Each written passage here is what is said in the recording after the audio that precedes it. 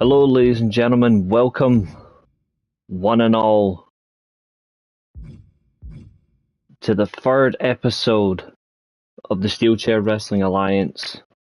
That's right, episode 3. How is everybody? We're going to quickly draft 2 more characters, and then that'll sort us out for the women. We'll have 12, and we've got 15 of the men.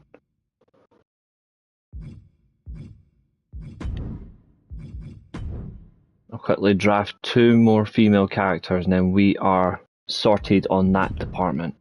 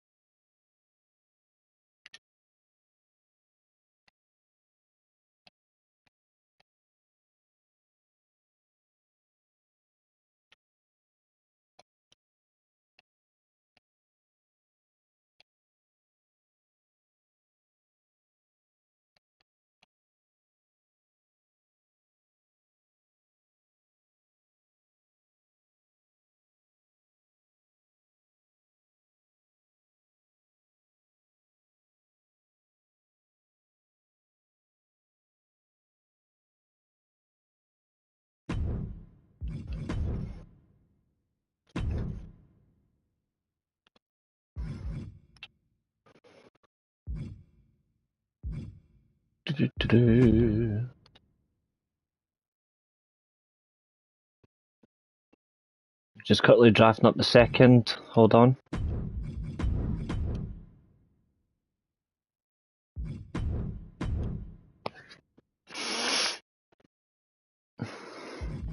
Perfect. Okay, so I'm just quickly drafting this, and then we're going to bring in... What's up, Chester? I'm not so bad, mate. How are you? We have...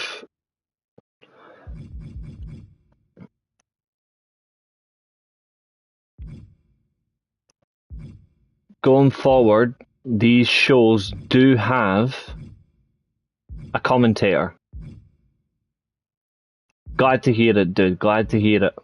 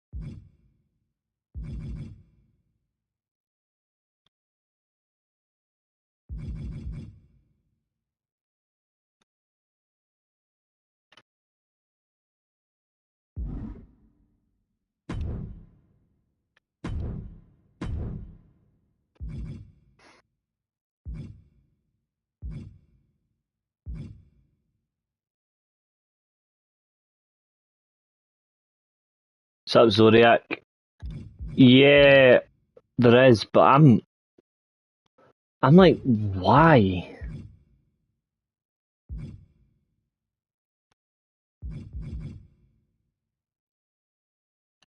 Not gonna lie, like, I think they're so excessive.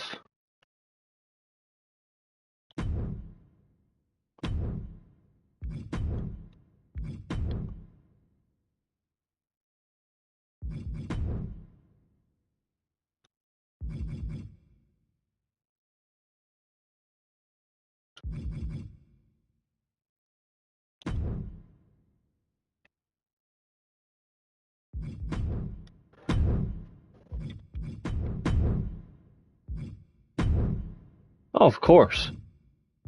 I definitely don't disagree, but I also feel like we don't need it. I think this is a time where they should focus on other things. Like, this is a good opportunity to focus on other story instead of the six-man tag, in my opinion.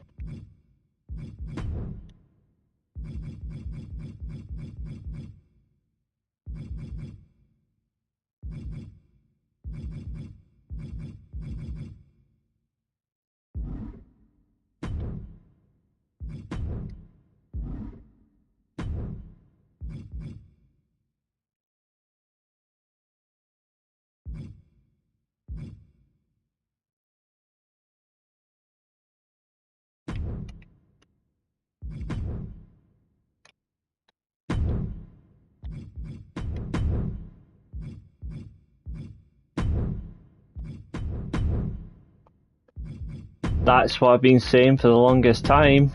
He needs to steal it. If he takes it, he'll be fine. Although I say that, but it's just will he or won't he? I'm actually it's quite funny as well that I called it, even though I don't want it to happen, I called the AJ Lee return months ago. I think that's just hilarious. Not that one. No, that's too clownish. No. Got it already. No. No. Hell no. Ugh. Ugh. That could work. Alright, dude. Suppose she could have that.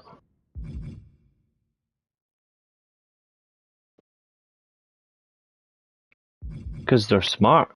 What's the point? WrestlePalooza's not even going to be that. It's not even going to be worth it. I think they're wise to just do their own thing.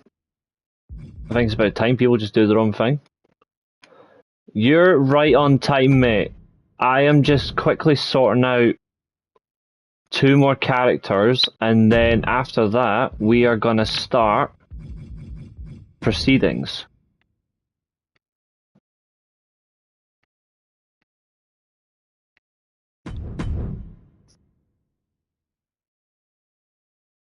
Yep. What's up, James? How are you doing, buddy? And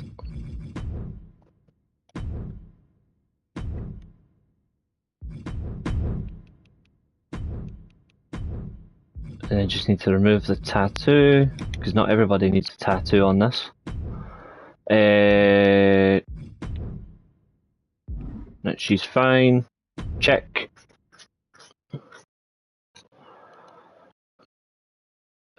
I called that months ago, but yeah, I don't see the point. I actually don't care. And the funny thing is she'll tap out. She will tap out to Becky Lynch. Like, I'm actually that confident. Alright, let's give her a bit of beef.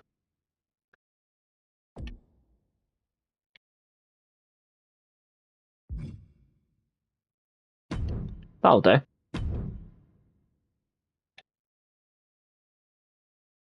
Yeah, that works. You're a heel.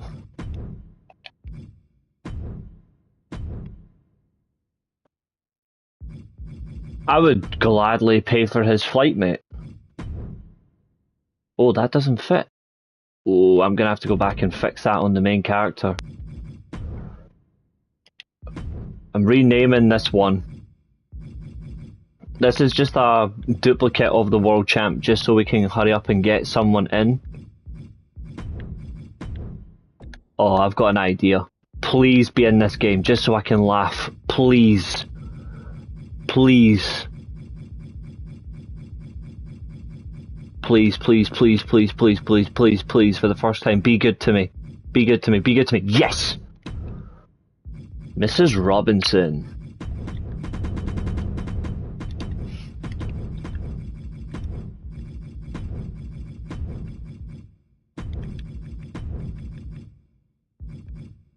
It's fine by me.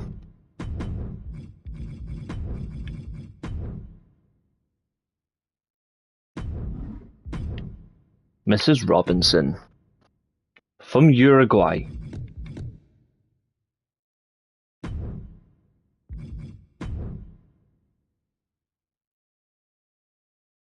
And she will be a striker. Probably a better striker than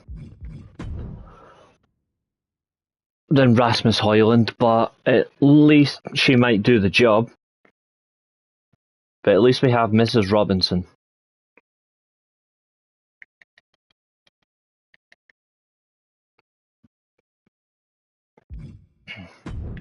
Hopefully not a match striker. No, she at least has talent.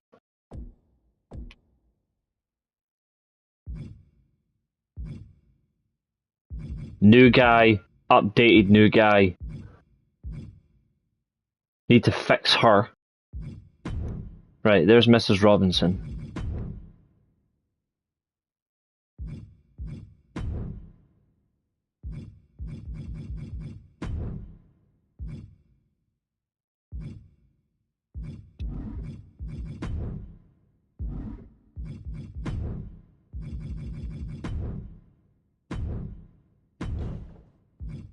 Okay.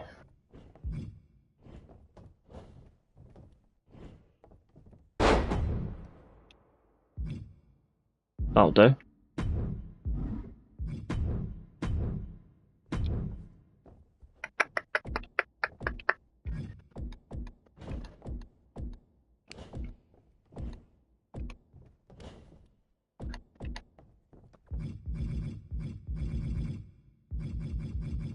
Come on. Fuck it, this woman doesn't care. She can have a punt kick.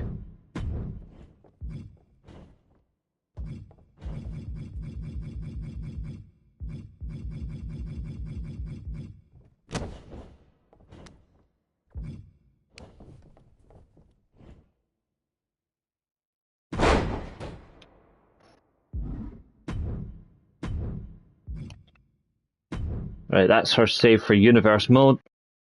Right, Mrs. Robinson is just down one rating, that's okay.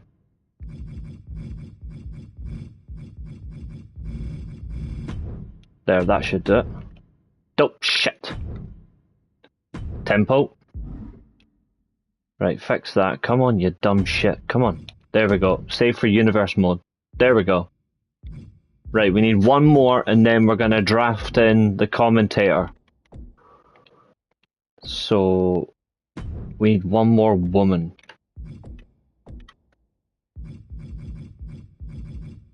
Actually, before I'm at it, I need to fix the champion. Because this is... we have to give her a better surname.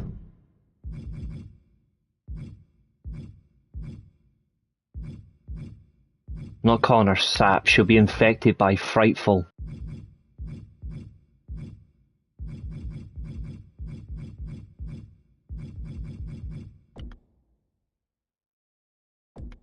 I added another tag team as well, just for everybody's knowledge.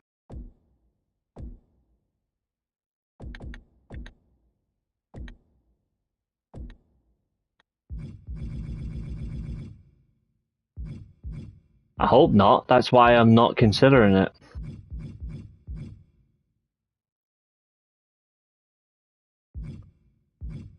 I haven't watched her play in a long time.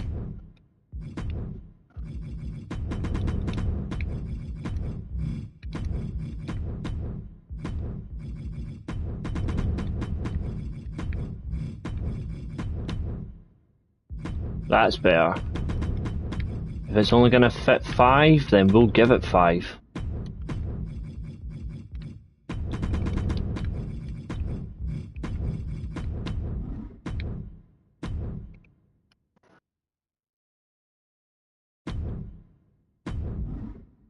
No, Catherine. No. No. Absolutely not.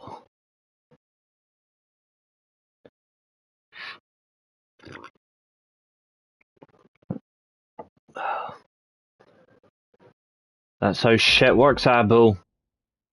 Right, now one more. Now we can officially do one more. So we made a new tag team, by the way. These two. Last night, I created these two last night after I finished Clarence and Stan. And this guy.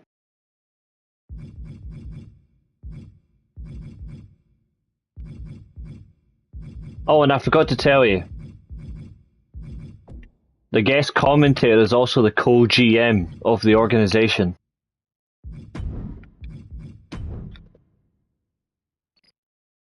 Well, assistant general manager, I should say.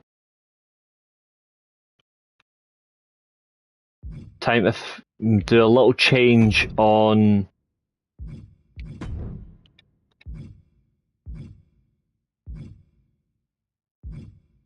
I can duplicate the Intercontinental Champion. That should be okay.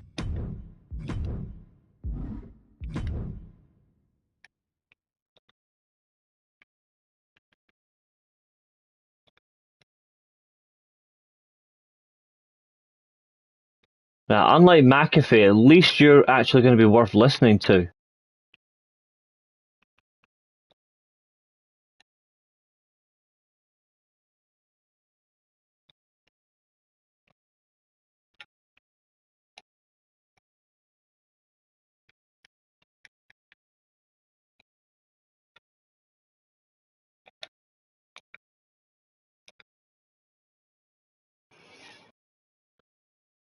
I wish.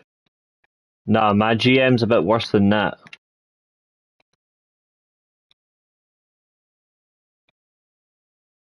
You could say my GM can be a little bit of a bitch when she needs to be.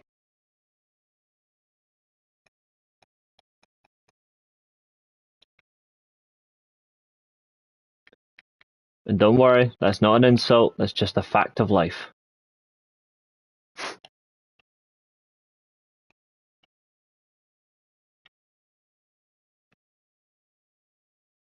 I mean, it's either this or you suffer watching WWE. At least you get some entertainment.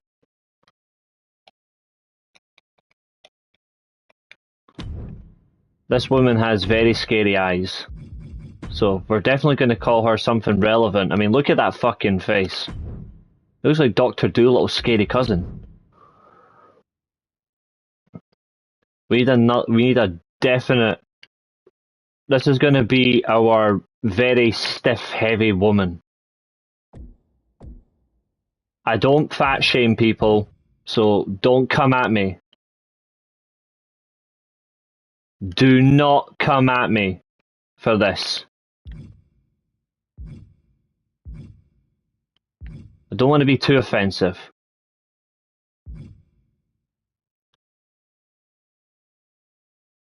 That'll do. That one. I'm being very respectful.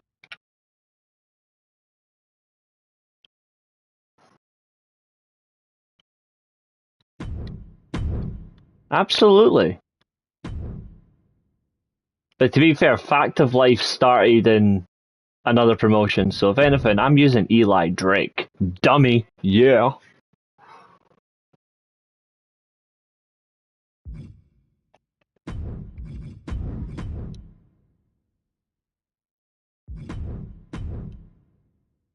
This woman is a labourer.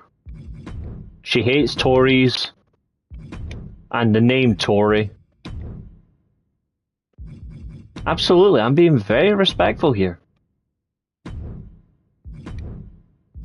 I've got one big man like that, now we need the big woman.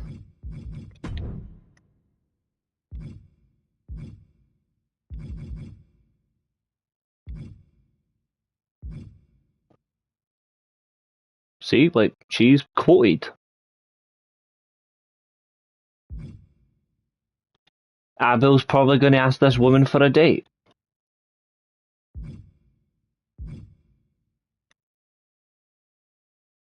This is Abel's type.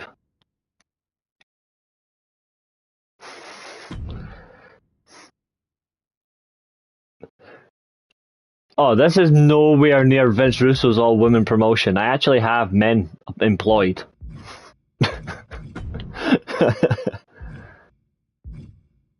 I'm only having fun.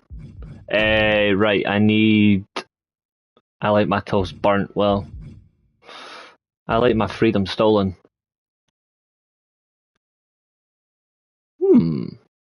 Not that.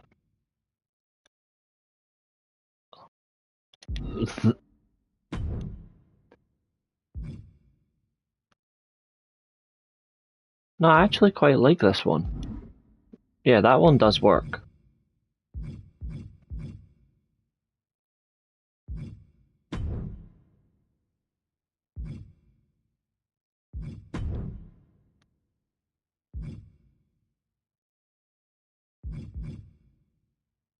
She's just got a large body, Catherine.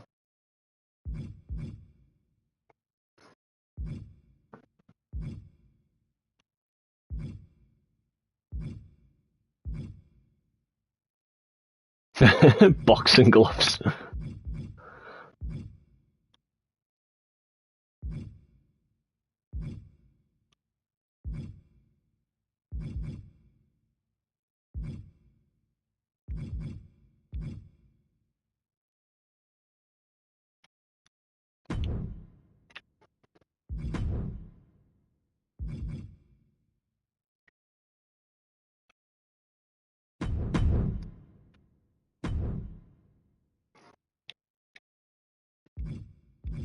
I'm digging this.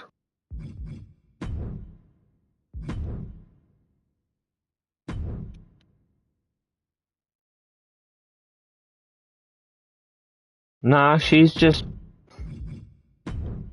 lucky.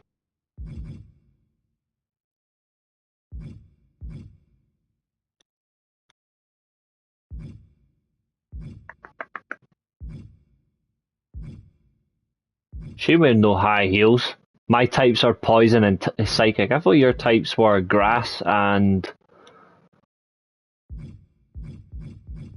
I like the fact that you brought it stacked like a deli sandwich.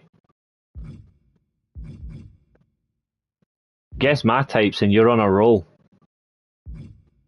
747's not flying through her. I hope not, anyway. I absolutely am not, thank you.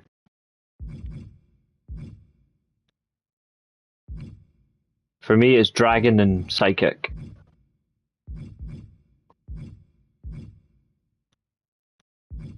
Too shit. Too mediocre.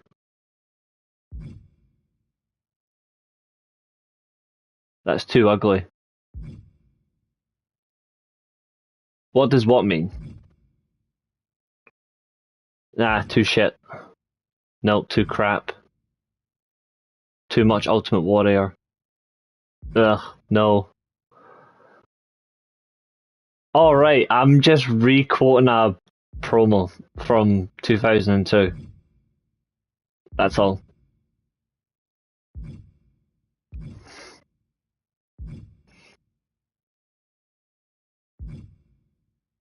Too much pinballer.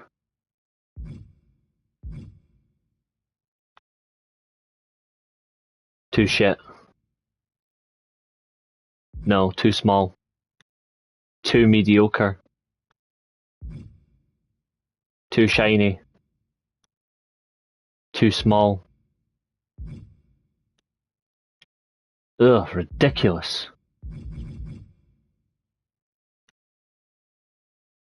Ah, they'll do. She just needs the soft feet to cushion the ankles.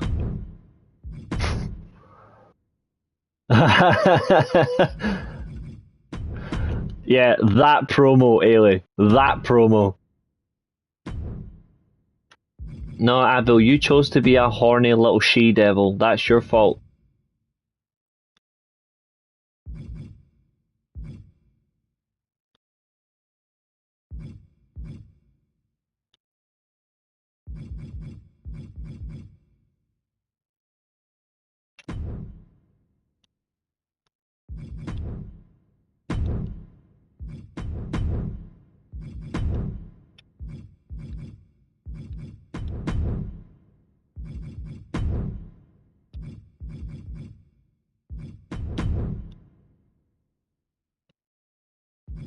I'm sure that's what you would like to do, Catherine.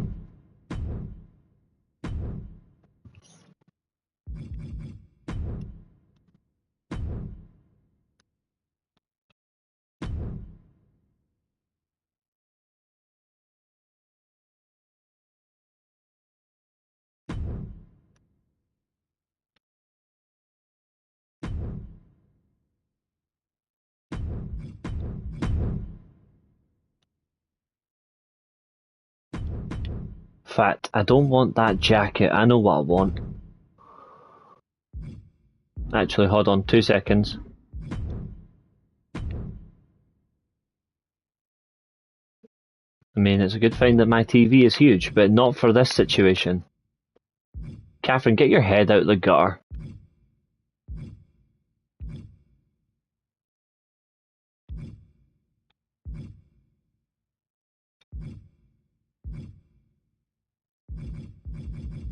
I know exactly what I need.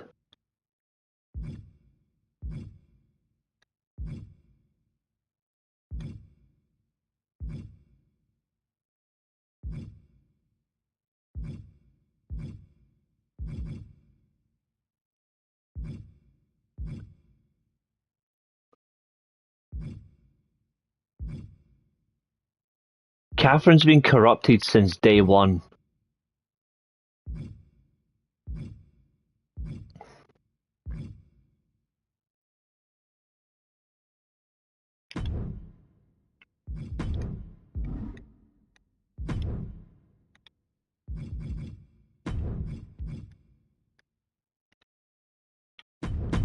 Catherine's been corrupted since 1941.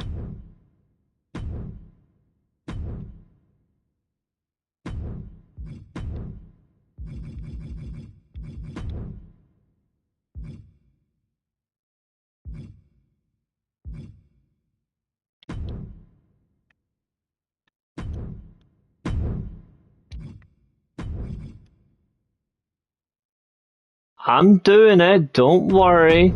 After this, we're officially starting. I had to bring one more character in because the women were very much outnumbered. I know, Catherine, but it made you respond. So, 1-0.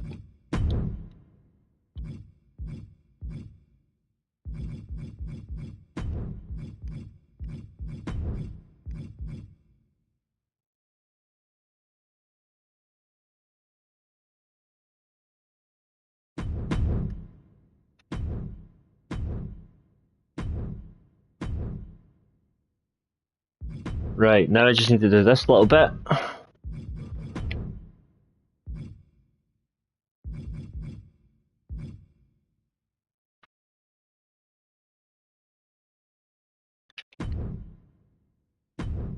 Done. She's done.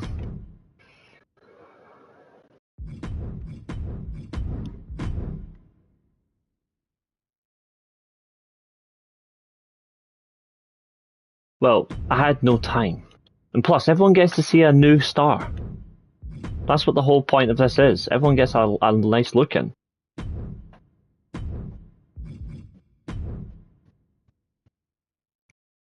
I'm sorry, but remind me, who's the coach of Arsenal? Oh yeah, a definite amateur.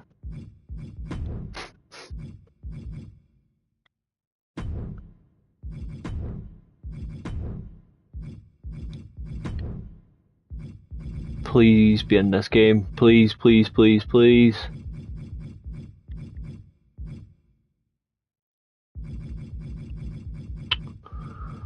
You bastard.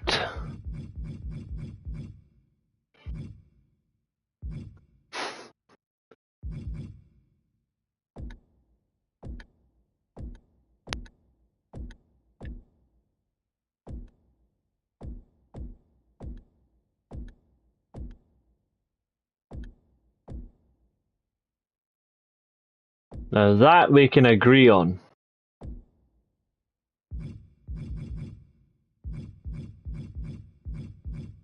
She also has a soft spot for Bournemouth, so I've got no problem with that.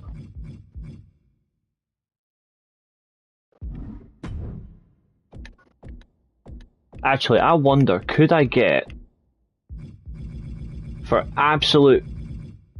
just for absolute hilarity, can we get it? Oh, this game does not allow original thought. I had the perfect name. I was going to call her Mother Teresa.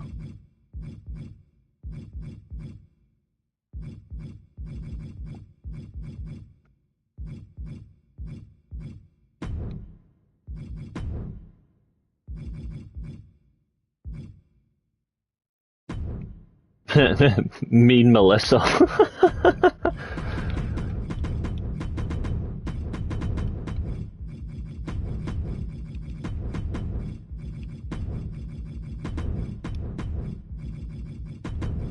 Nah, Burnley are shit. Burnley can fuck off.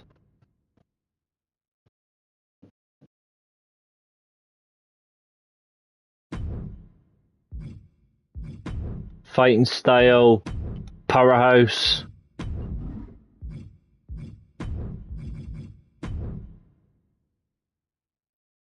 I think £400 is a bit excessive.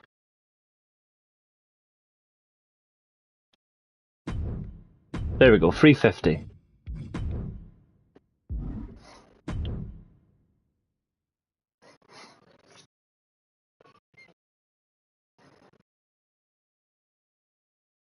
I say it all the time, Abel. Burnley are shit.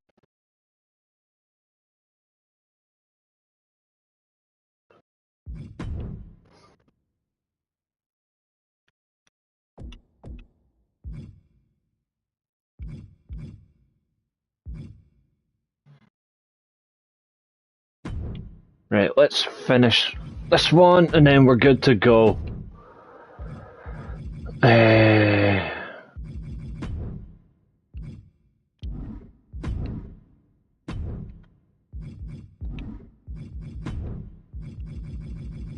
There's only one.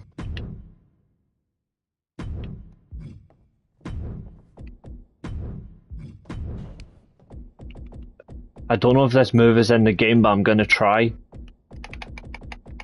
I hope it's in the game.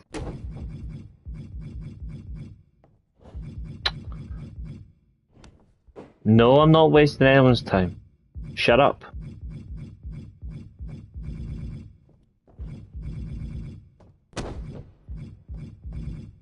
I was hoping.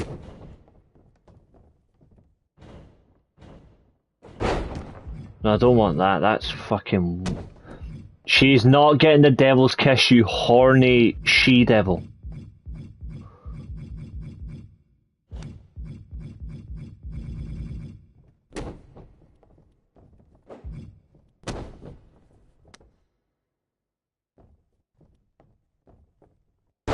That's not the one that I need.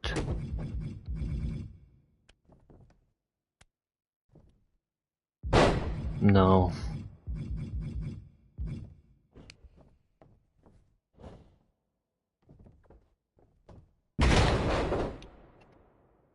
Wait, that was a... No, I don't want it as a finisher. Fuck off. What I need for the finisher is this. Hold on.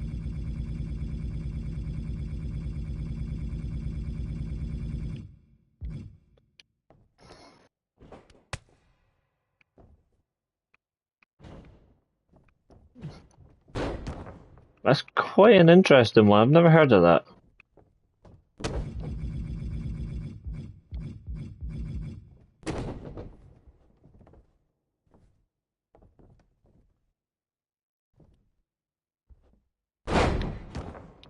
There we go.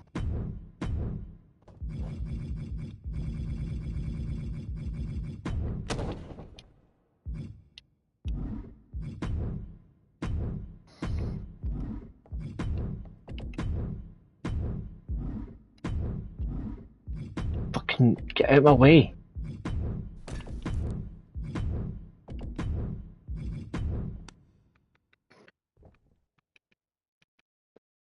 I actually admire all the stuff that he comes in with, because I would never have known. There we go. Right, she's done. And she's ready for universe mode. Oh, this game's offensive to my women.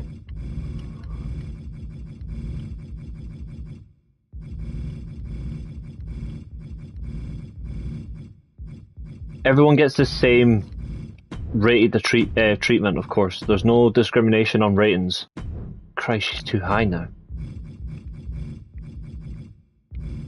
There we go. That should be enough.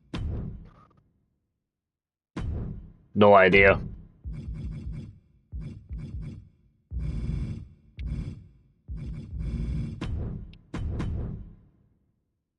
Good.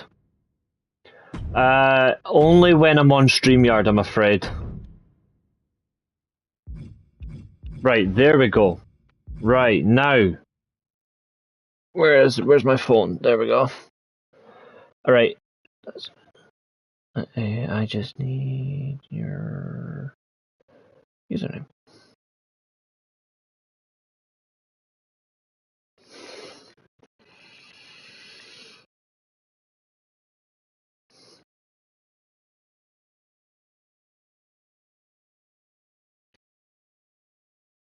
I just getting one thing, and then we are ready to go.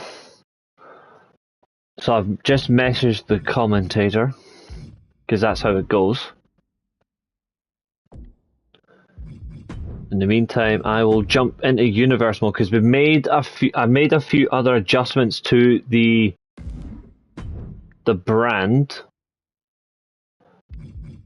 Now, the world champion in the post situation got very angry. He got very angry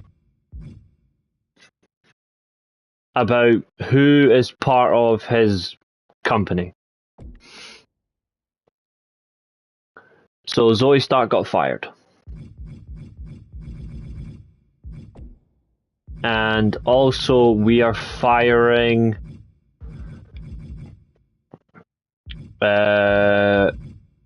this fucking piece of trash. So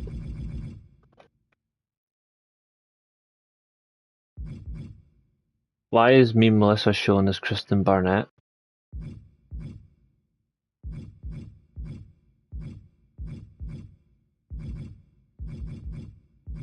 What the hell?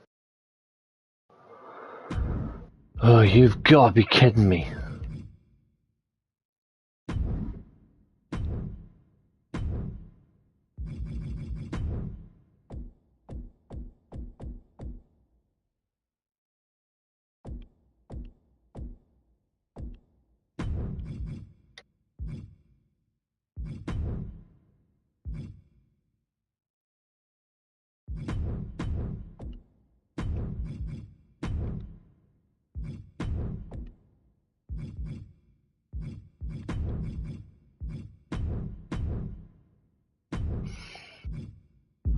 We've got a lot of teams as well.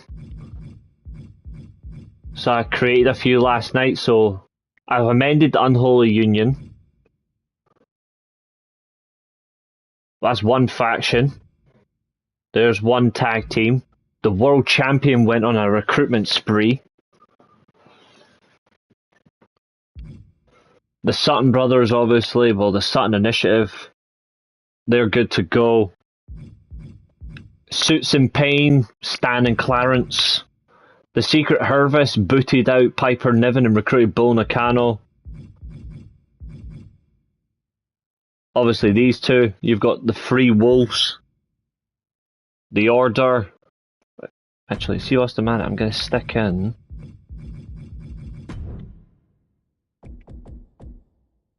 Where's that dumb bitch?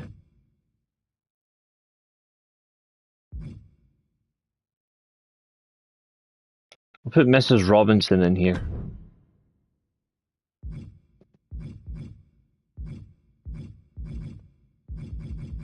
Check, check, check. New Cats Republic. I kicked out Pete Dunne and added Charlie Dempsey and William Regal.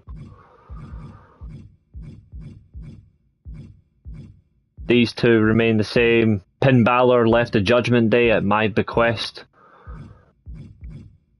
Obviously, we got these two. They're on the show. They're on our brand.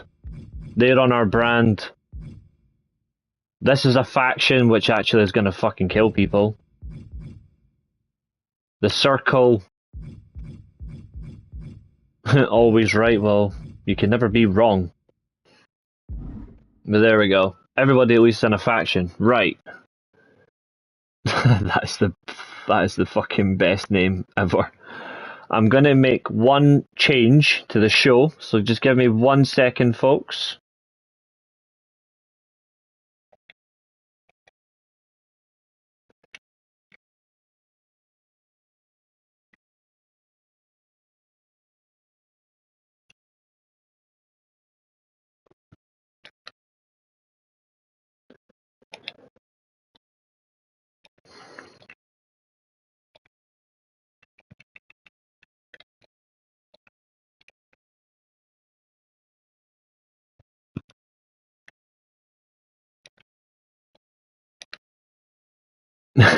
That's the best fucking name of all time.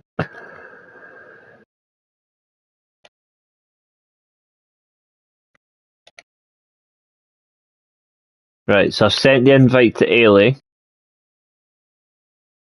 And all I need to do now is start the chat. That should be on game chat. Party settings. Yep, close party. Voice chat settings. Share your voice. Allow. Yep, so that's one thing Ailey needs to do as well. Is on your settings, you need to change it to this. You need to make sure your voice can be included.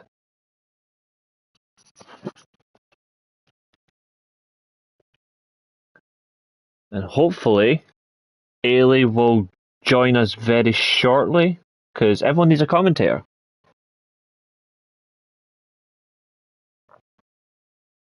And Ailey will watch from TV. Can you guys still hear me though?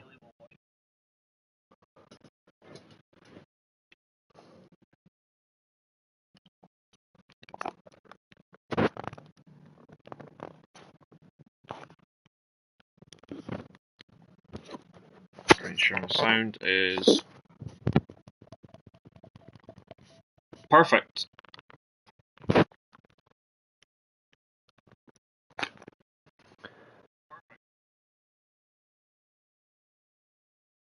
Let's see how this goes.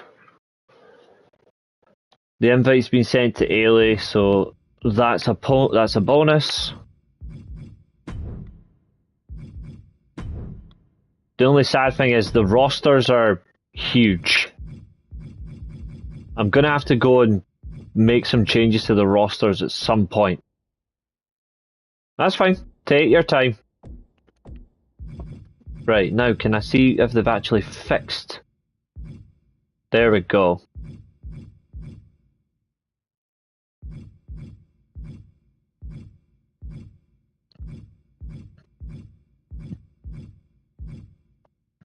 These are heels, by the way. The Suttons are heels. My back is pissing me off. This guy is a psycho.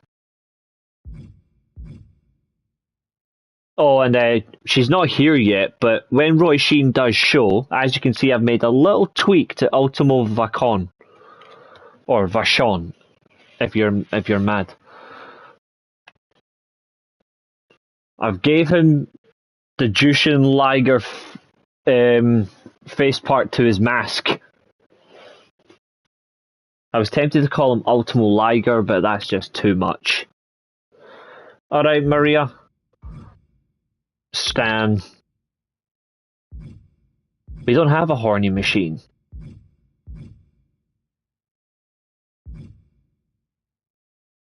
There's the women's world champ.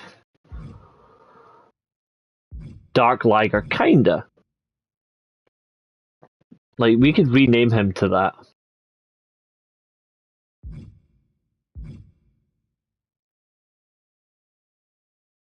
So the invite should be in your notification settings.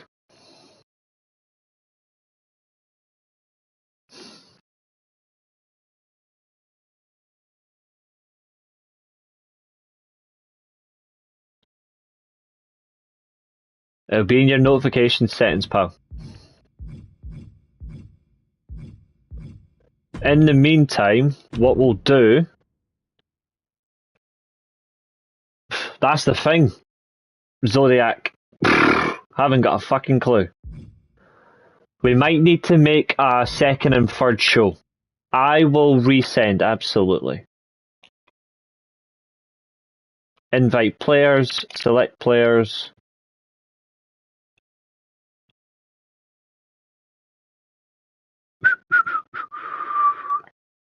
Right, where is it?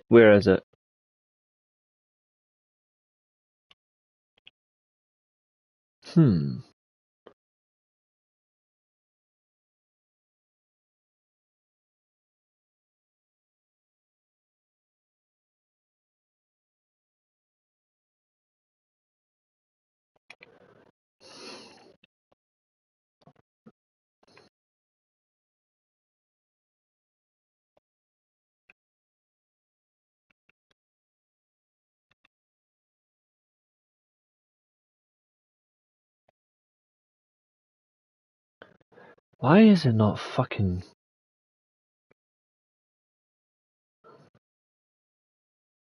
Oh, Rishi, you're a fucking blind bat, that's why.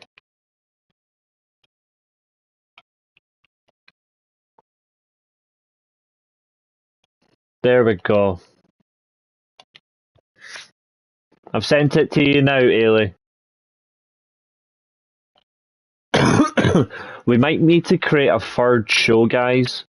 There we go. Hello. You hear me?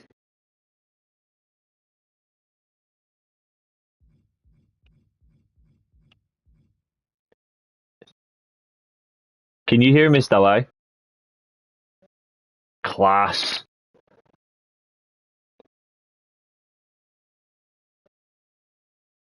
Maria, I'm not really surprised. But I think they're doing their own thing. I think it's wise. I mean, why be on at the same time? There's no point.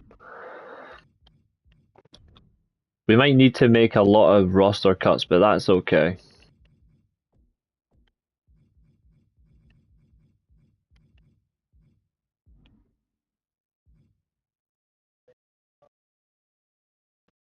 You're basically, whilst we're watching, you are literally gonna be... You're the commentator. I can hear you. Guys, can you hear Ailey? Let me just turn up the sound of my phone. You are literally gonna be... You're the commentator. I can hear you. Guys, can you hear Ailey? Let me just turn up the sound of my phone. Alright, hold on. Yeah, so are you able to go into, on the app, are you able to look at your chat settings? Like, in the party chat, are you able to see the settings?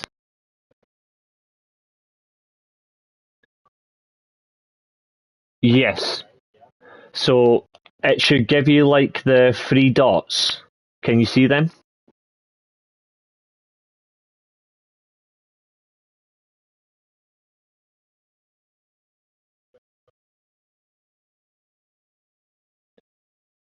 No, you're fine. So how you're on the chat, right? Oh, you're on the PS5. So see when you click on the party settings, it'll show like when you press like the the PS button, it'll bring up the party on the main screen. Can you see like the party stuff? If you click on that, and then it's going to give you 5. It's going to give you like 5 images. That's it. If you share your voice, you'll then come through on the screen. Right, how we doing? Guys, now can you hear Ailey?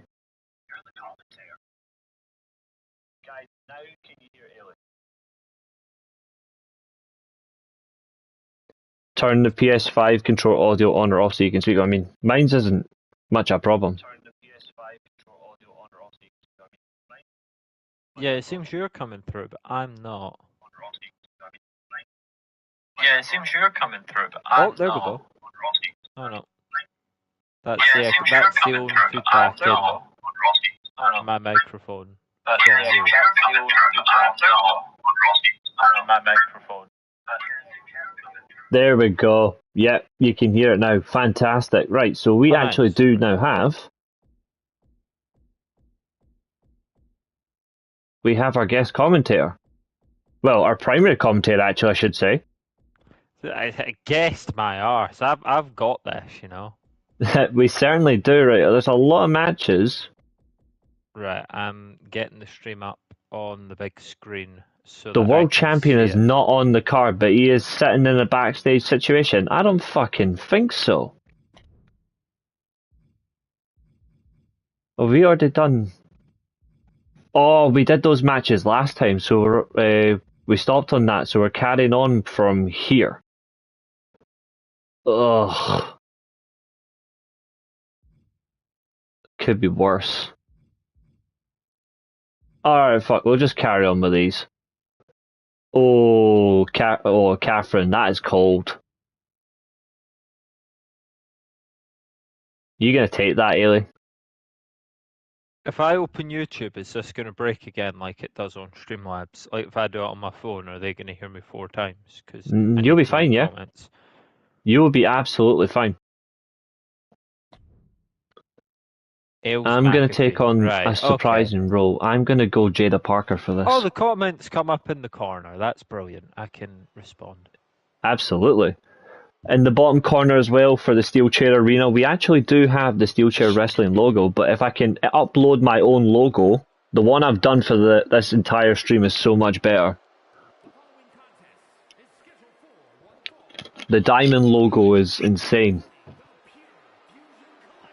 If nobody's seen it yet, I'll see if I can show you. In fact, best thing to do, guys, whilst we're watching the stream, if you haven't yet, I have created like a thumbnail for the channel for when we're doing these episodes. And... Oh, is this an attack?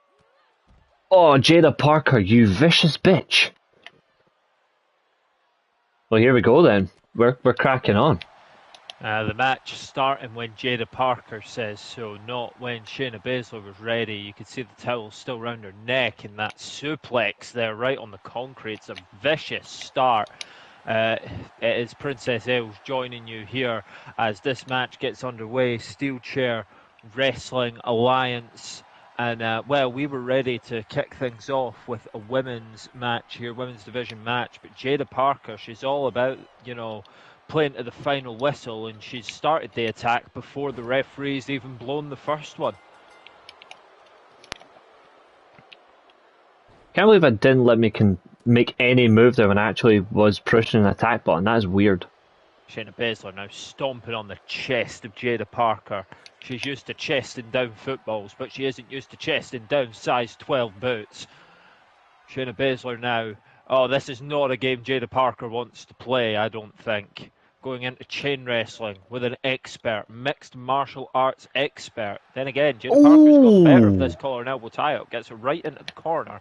And, oh, the cheap shot. And is she bleeding? I think she is. I think she's busted her open. She absolutely has. And Shayna Baszler is bleeding like a stuffed pig right now.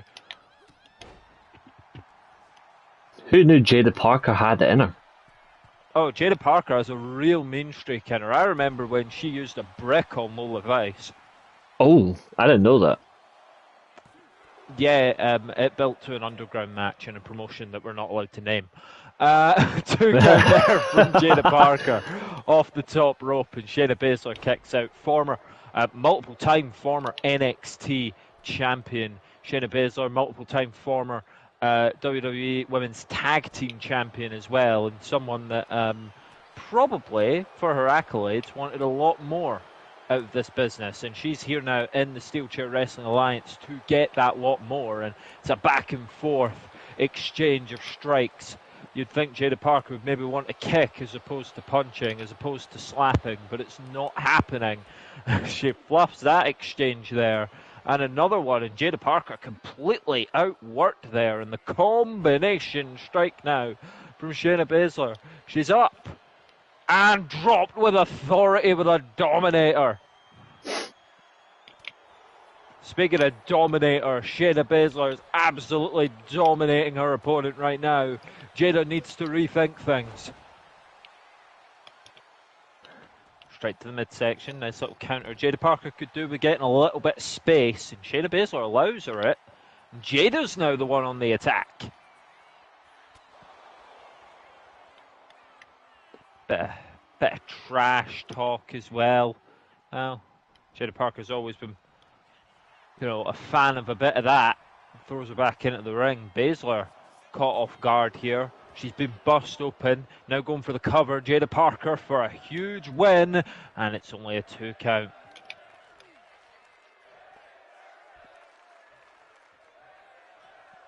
Parker now gets her up, says it's done. Up for the suplex. No, Shayna Baszler wrestling out of it, and a chop block for her troubles. Good luck volleying anything in after that, Jada.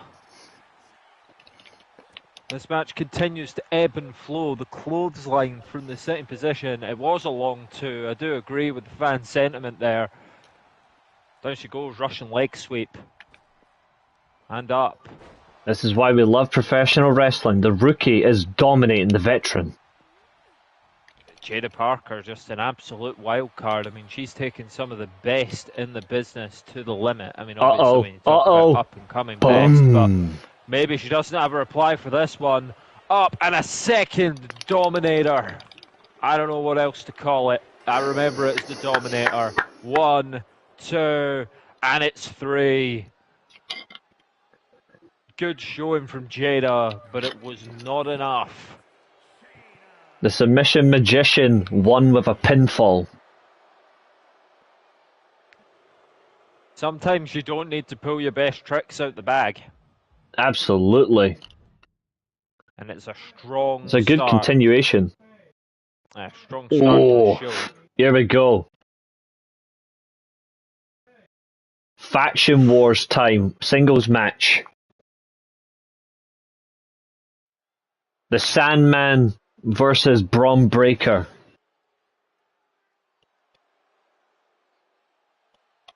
Going to be interesting to see. You've got someone who was known for taking it to the extreme back in the day. Still not afraid to get his hands dirty. Get his hands on a 2x4 or 2. But he's going up against, well, to be honest, just a complete This is beast. a fair fact point of the Extreme Circumstances faction. The only member that's missing is Cactus Jack. I wonder what these guys talk about on their bus together. How much weed is enough for Umaga to go, not enough food? I was more thinking they could speak in a language that was purely pain, but if you want to use it to... Oh, Braun Breaker out of nowhere. What's happening here? We need to establish some control in the back. This is unbelievable. How do we keep allowing this to happen? Braun Breaker with a belly to back. Belly to belly, but onto Sandman's back. Those men... Braun Breaker taking them all out.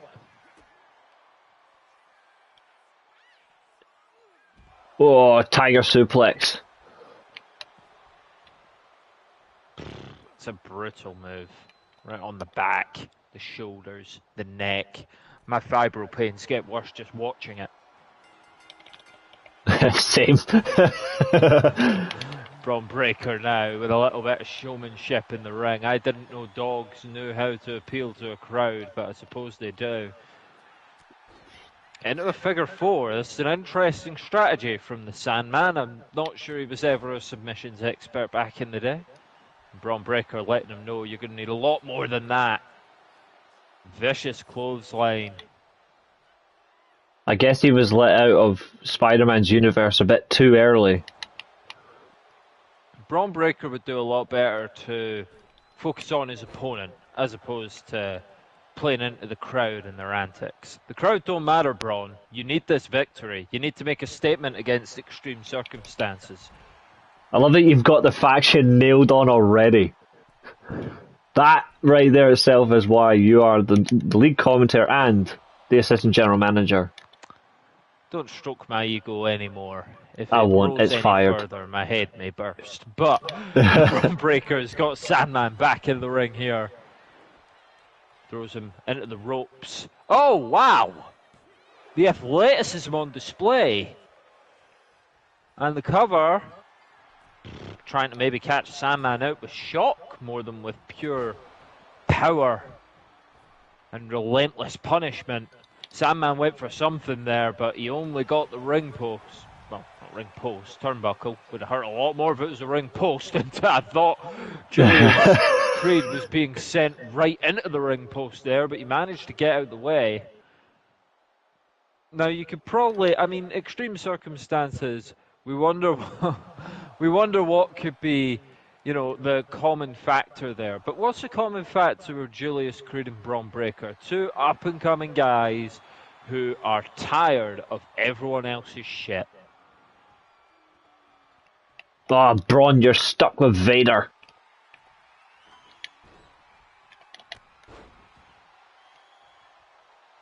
Referee removing the sledgehammer, which is what we love to see. We aren't a sloppy shop over here. Braun Breaker gonna turn Sandman's insides into slop.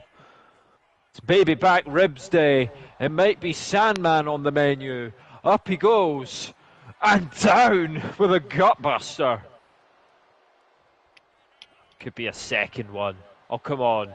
What happens after Sandman's guts have turned to jellied eels? Just a shoulder tackle. What a counter. Mercy. A little bit of mercy. Oh, shit. wow! Oh, when Sandman's Sandman drunk, got to the Sandman roll-up. rules. Nope.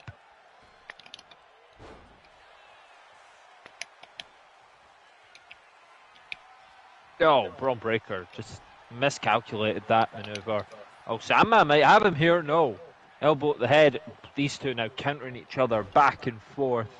Trying to turn this into an epic wrestling match as opposed to when your uncle just thinks he can take on the nephew a little bit too, you know, arrogantly.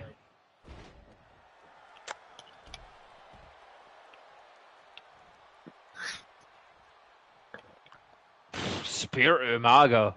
Eats that for his troubles. Maybe stay out the way next time, Chief.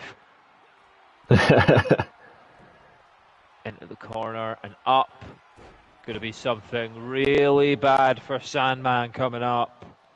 Oh, wow. He's just an unbelievable athlete, Braun Breaker.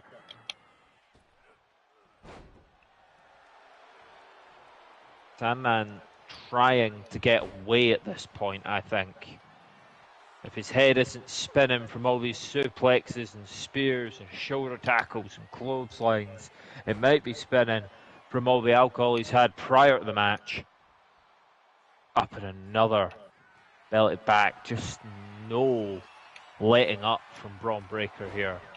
Goes into the corner. And Sandman, I think it's time to get your affairs in order because Braun Breaker has broken you.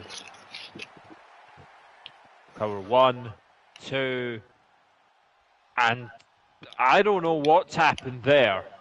It's all the I thought Budweiser. for sure Sandman was out.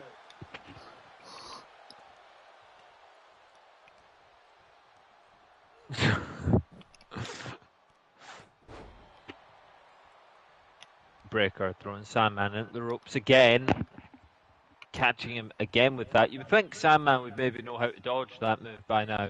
But indeed he doesn't. Up for another gutbuster. Sandman reversing with some elbow strikes to the face. Of course, what does this match do? Oh wow, pile driver! I'll hold that thought, because Braun Breaker's neck might be Braun broken.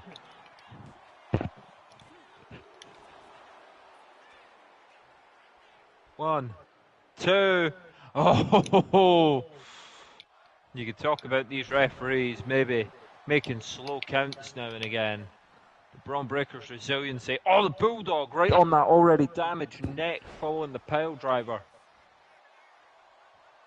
Animal abuse from Sandman right now, but the dog ain't sitting down and taking it.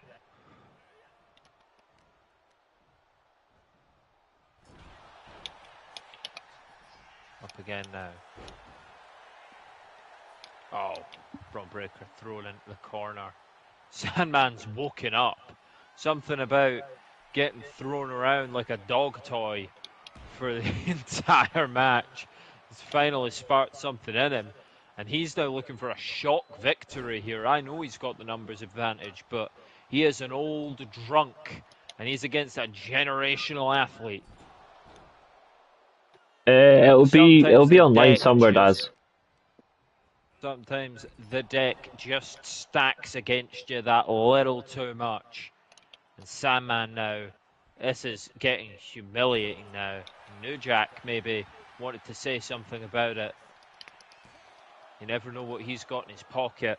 And Sandman throwing Braun Breaker into the corner. One, two, no, not even a two. Braun out of it.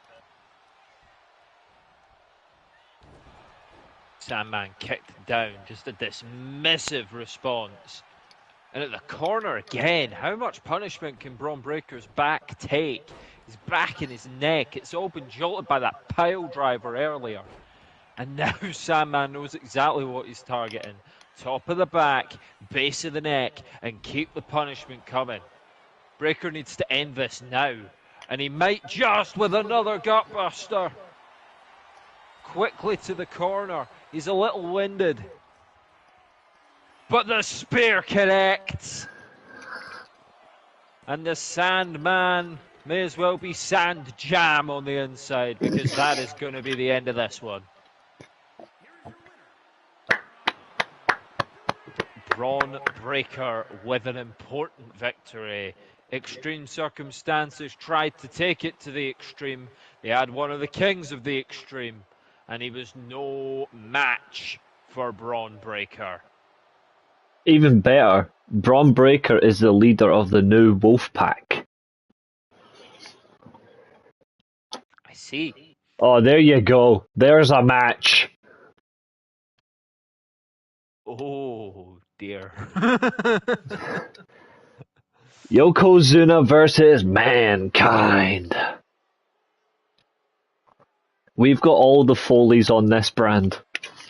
It may have been JR, but one commentary great once said, this match is not going to be pretty.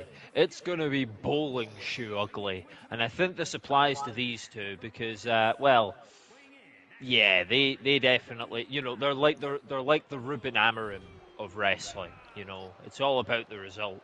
And very rarely do either of them actually get a result. But we'll see which one can find the win tonight and maybe move themselves up the rankings for the coveted world title. Yep, they're also in the Intercontinental title rankings as well. There's a 25-man world title division and there's a 25-man Intercontinental title division as well. And the tag team division for the men, it's 18 tag teams. Proper growth in the division and flexibility. That's a lot. It's good depth though. Yeah, might be a touch too many. Anyway, here we are with Yokozuna and Mankind.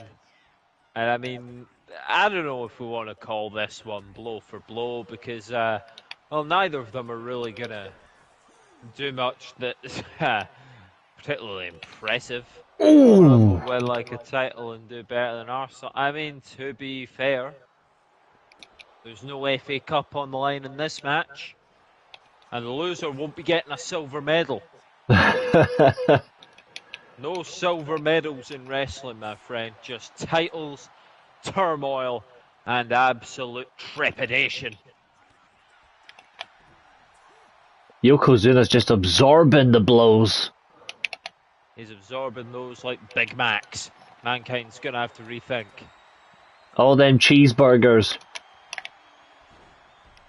Well, Sheamus has had leveled at him burger after burger after burger. What's up, Fletch? Eats burger restaurant after burger restaurant out of business.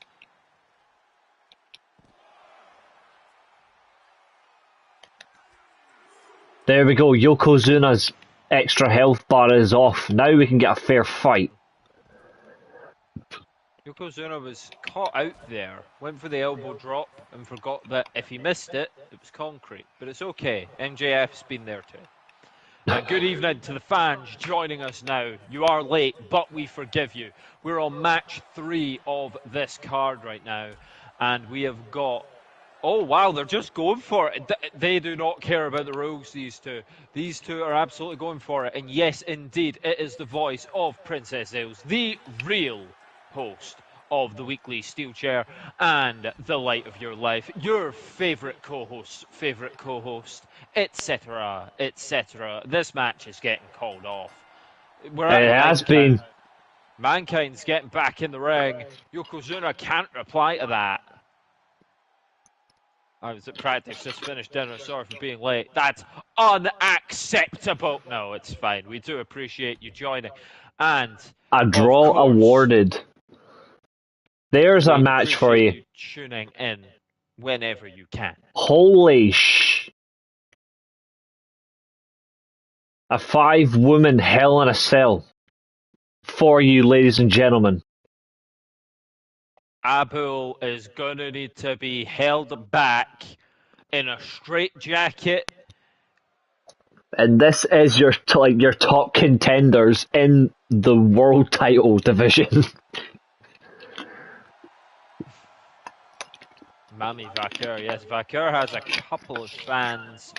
I, for one, when you talk purely as a wrestling fan and an asexual, I am a fan of Jordan Grace. I think she is absolutely fantastic. Does things with human bodies that few other people have worked out, or at least few other people in this business. You may find that fun elsewhere with contortionists. But Jordan Grace is here with pure power, wrestling finesse. And she's pretty too. She's here to be a juggernaut whilst her husband is recovering. Jordan Grace was very impressive in the Fatal 4-Way.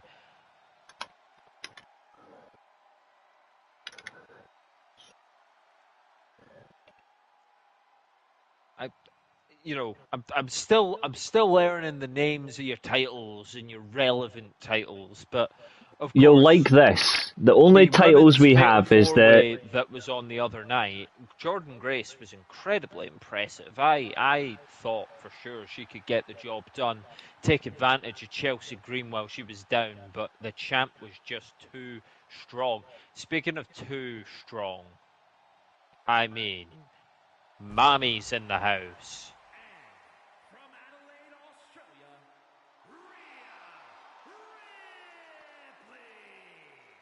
Rhea Ripley. Some criticise her, some say she's a bit of a nepo baby when it comes to it, one of a previous organisation's head's favourites.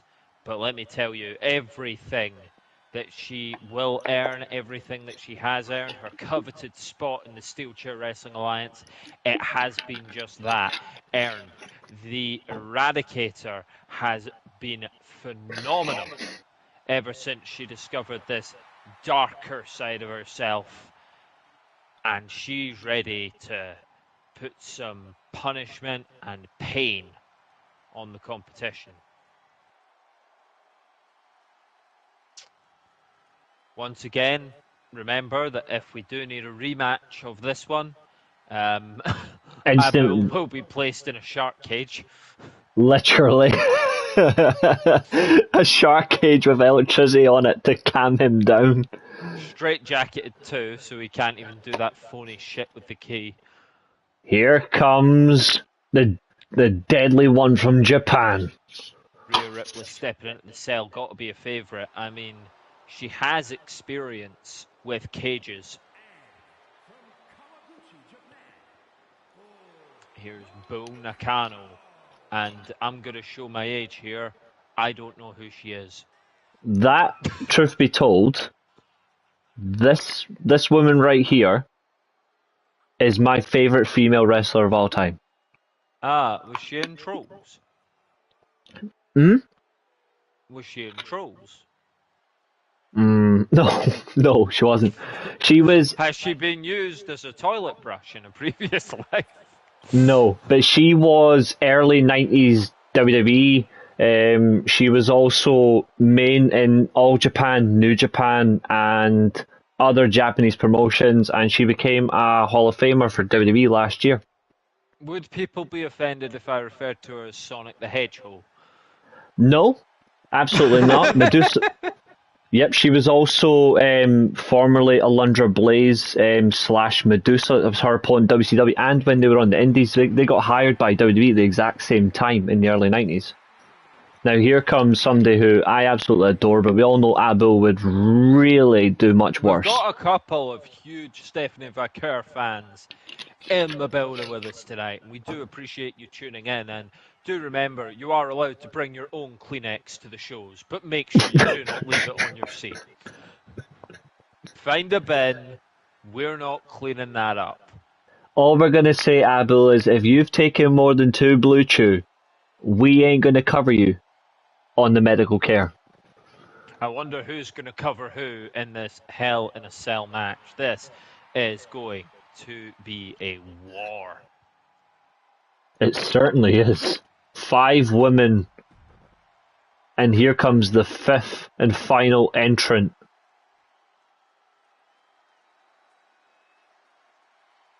Somebody that doesn't need no introduction. She's on her own against the world. It's really funny that she talks about being on her own. I've never known a wrestler in such little time to have so many friends. But she is apparently on her own.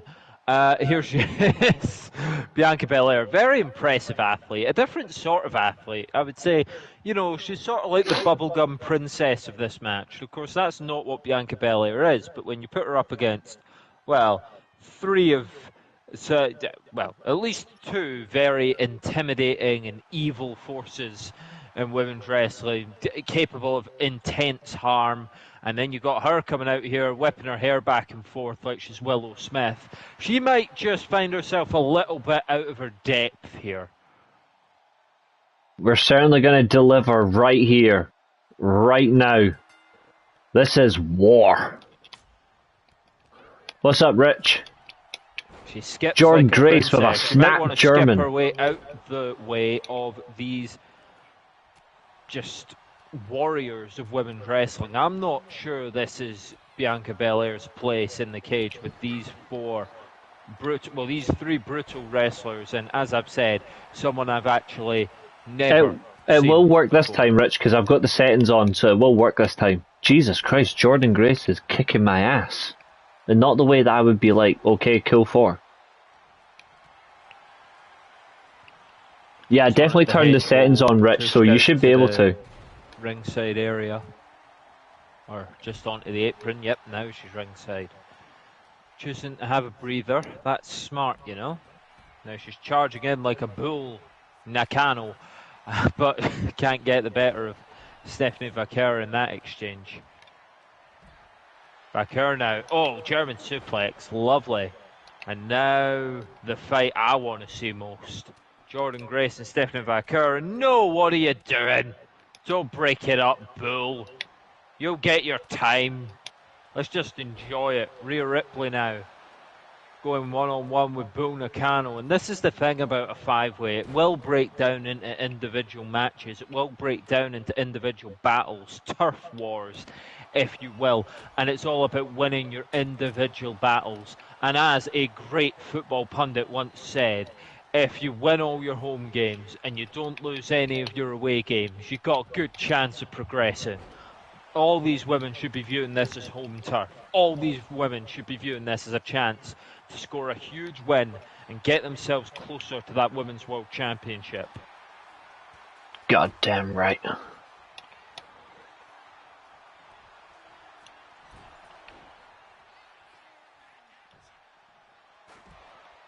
Grace now into the corner. Buonacano grabbing a chair. Oh, and right to the back. And again. Poor Jordan Grace. Good luck suplexing anyone after this vicious assault. Oh, Buonacano completely going by Jordan Grace there and went straight for Vaquer. Who's like gets corkscrewed for the, for the absolute pleasure of it.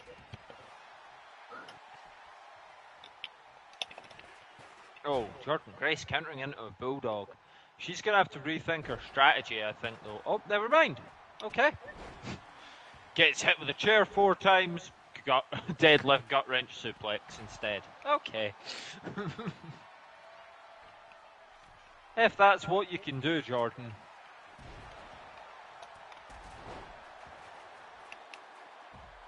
Oh, the elbow drop. That was huge. What air from Stephanie Vaquer.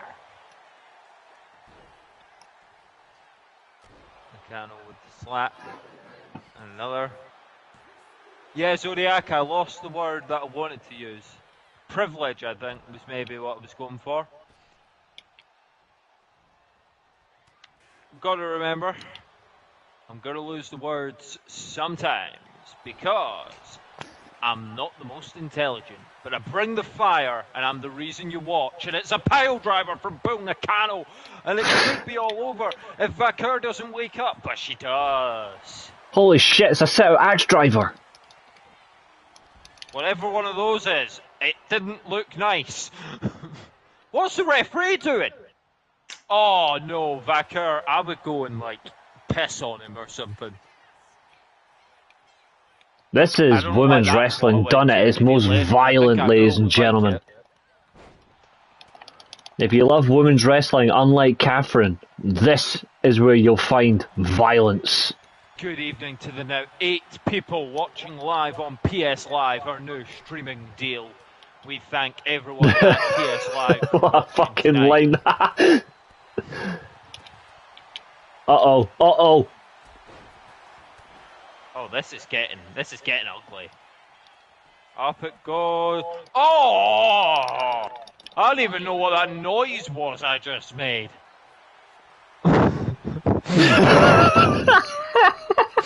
That was just gross. For your viewing pleasure, ladies and gentlemen. For your pleasure. Oh! Might need to put me in the straitjacket. It's back.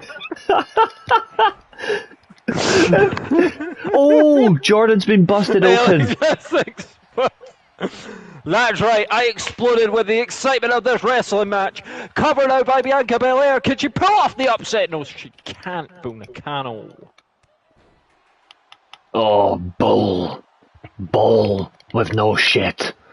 This is ridiculous. Oh, super kick, you absolute spanner. I'm glad we've got the crowd laughing.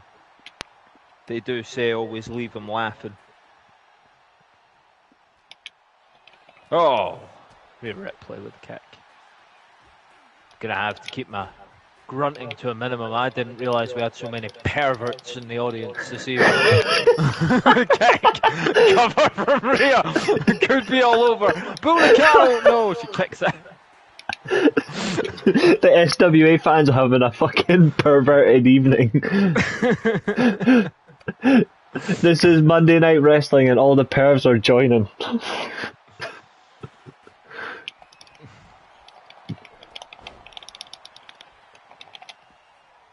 The only good thing is Randy Orton's not on our division, so Catherine will be safe from getting caught herself.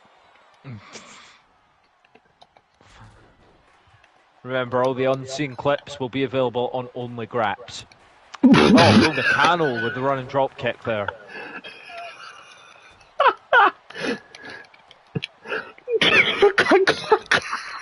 can't even concentrate. Oh, Vaquera's got Bull Nakano, throws her into the corner. Bianca Belair going for the roll up again. And Rhea Ripley not having any of it. And yet, no one yet has gone to the outside of the cage. I don't think you need to. Not at this rate. It's 5 women going, fuck this shit. You can't win the match up there. Belair. Ooh. Belair's gonna win. She might. Could be a huge upset. Uh-oh. Rhea's got Nakano. Oh, that ass has been planted on the cage. Nakano needs to hope that she can find some rings, or this is over. Fucking Nakano's groggy sure as several fuck. of our fans would offer theirs. Into the corner. Was that Wedding SPB or rings, whatever it of is? course. Up. Oh. Does Vaquera have it? No. Bull Nakano's right there. Throws Vaquera out the ring. Targets Bianca next. This is the woman I would be targeting. She's not as strong. No, Nakano trying to clear the ring, and it's maybe backfired. Rhea now No. drops didn't. Bianca.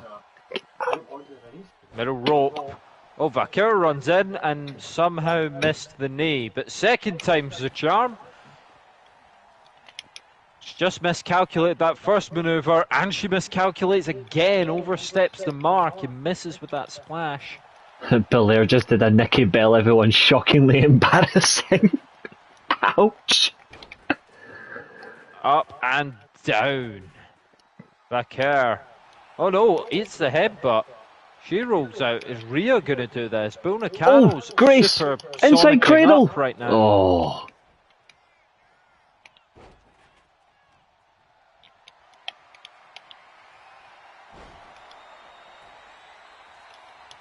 Rhea has Vaquera up and down.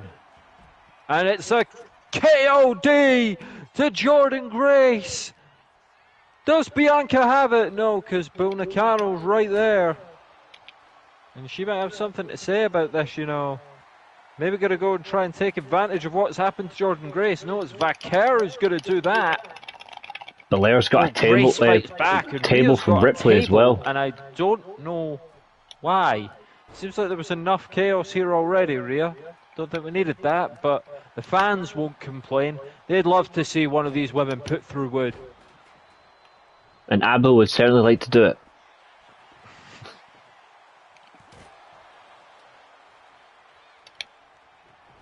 Cover from Vaquera. Oh, was the table necessary, Bull? Just doesn't seem to be the case. But she is looking to put Rhea through it. You know the golden rule of wrestling. You introduce it, you're going through it. Is it going to happen to her? She's up. Bianca might have something to say. No, just watched it happen. Oh, Bianca now grabs Bull Nakano.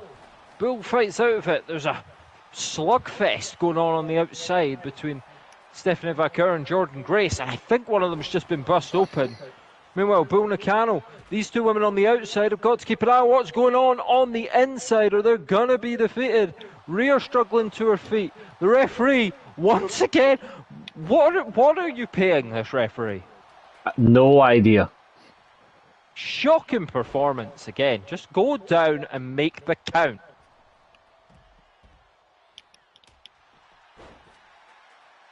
Drop to hold. STF. Or to Abel. Stop the form. Could be that. No, Nakano fights out. Jordan Grace back to her feet. All these women have given their blood, sweat and tears in this match alone. If it means this much for them to just win a shot at the title, how much will it mean? How much will they go through to actually win it? Okay. Not sure what Vaquera was doing. Vaquera just got the red mist all of a sudden, and rather than winning the match. Just came hell-bent on destroying Bianca. What a lovely outsider's edge powerbomb from Bull Nakano to seal the win. And now she can go backstage and stop Dr. Robotnik. I'm not going to pick a wrestler for this next match. Oh, Seth Rollins versus Kurt Angle. I'm going to let the game do this one. One of the greatest wrestlers of all time, undoubtedly one of the best to ever do it against a bald fraud called Kurt.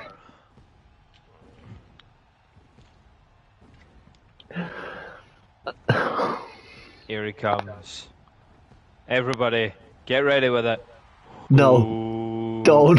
Whoa! Whoa! I'm not participating in this.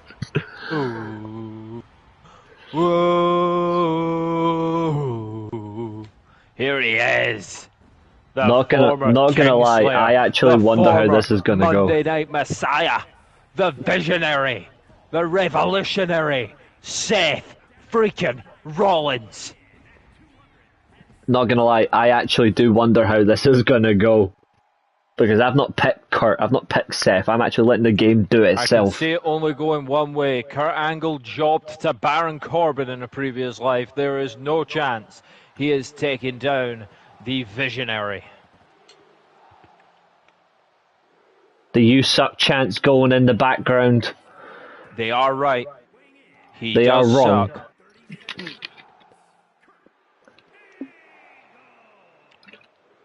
The big boring shite Kurt Angle is here, everybody.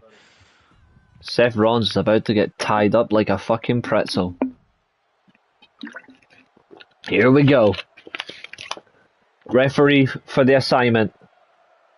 He's just done Hell in a Cell where he had shitty counts, but can Lil Nate redeem himself? He's been rubbish all night.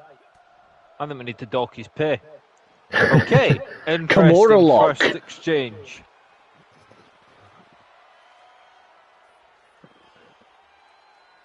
Nope, didn't get all of it. Oh, Seth is winning the exchange. Of course he is. Kurt Angle's a fraud. Oh god, and Kurt's just done a Nikki Bella. I'm just going to call it that from now on. Don't go all NB, it does not end well. Oh. Seth up and splashed. Moonsault there, cover, and Kurt not out yet, but he'll be close. Don't worry, Seth. Give it another 3 of those, and he'll be done. I'm really surprised by this match. Kurt has been in 2 chain wrestling situations so far, now 3, and he's lost all 3. That's because he doesn't actually know how to wrestle. He's got a hard neck claiming that he does. Oh. Control. Good switch. Mat wrestling. Well, kind of mat wrestling, more chain wrestling. We've not actually hit the mat yet. If Kurt Angle hits the mat, he might not get back up. And the hold, and Seth just trying to embarrass Kurt here, I think, more than anything. Just say, hey, you built your name on Olympic wrestling and you're a gold medalist, but clearly Seth Rollins should be a fucking platinum medalist at Olympic wrestling based on this performance. Unbelievable from the visionary. Correct me if I'm wrong, you'll know this. Visionary because he's able to see everything that Kurt Angle is doing before he even does it. Although now Kurt's got his arm very firmly wrapped up. Correct me if I'm wrong, T20 is cricket, right? It is. Got an update from Sky Sports News. Ravi Bopara smashes unbeaten 105 off just 46 balls for Northamptonshire in the T20 Blast quarter-final versus Surrey. Whatever the hell that means. Yeah, I mean, that's a very impressive score from Ravi Bopara. And we know that Ravi Bopara is a huge fan of what we do at Steelchair Wrestling Alliance, and we thank the great cricketer Ravi Bopara for tuning in this evening and sharing that fact with us. You know, we get all the stars to this arena. He is one of the 7 watching, and we do very much appreciate it. And of course, the 7 watching are just the 7 on PS Plus. We obviously have our HBO Max deal that we're not allowed to disclose the viewing figures of. And all the fans in attendance here at the arena who are going absolutely crazy for this blockbuster match between Seth Rollins and Kurt Angle. A match The Angle Seth slam Rollins as well is got countered by completely Seth. dominating. Kurt did go for an early Angle slam and it was countered. That's because Kurt Angle sucks. This has actually been a good AI generated match, not gonna lie. This is actually better than most. It's been an absolute stomping. This is generally better than most matches that are on TV. Eat at the end of this, an absolute stomping. Oh, early submission attempt. Very rare from Rollins. I'm not surprised. Again, Seth Rollins is looking to humiliate Kurt Angle in this match. It's all about that Olympic wrestling, that cornerstone of Kurt Angle's career. Seth has got him stuck in the hole. Oh, he countered the pedigree. Kurt countered the pedigree. That's the second German time. Obviously not sponsored by a German. Hey, you don't know if we've got the Alpecin deal yet. I'm certainly hoping we do. Mercedes-Benz, get your arse out and sponsor us, or we may just surely have... Alpecin. I mean, Kurt Angle wouldn't like that. It's got no hair. But surely you want Alpecin. Seth with the knee. That's gotta hurt. Got him. And it's surely over. No way. He's fighting like an amateur side going. Jesus. It's like I said, Kurt Angle just doesn't have it in the tank anymore. He should have kept those boots hung up. And Seth Rollins is taking it to him. How dare you have the audacity to fight me? I'm in my prime, and you, well, you need to be drinking prime because you're all washed up and you need that hydration. Not a sponsor. Straps are down. And it's countered, rolls out the way. Is Kurt finally starting to get back into this match? The straps go down, and when the straps go down, so do his opponents. He's got him by the leg. It's the ankle lock. He's let him go. I don't know. Maybe Kurt wants to get back from Meals on Wheels. Oh. That's a brutal attack there. The shoulder tackle in the seated position.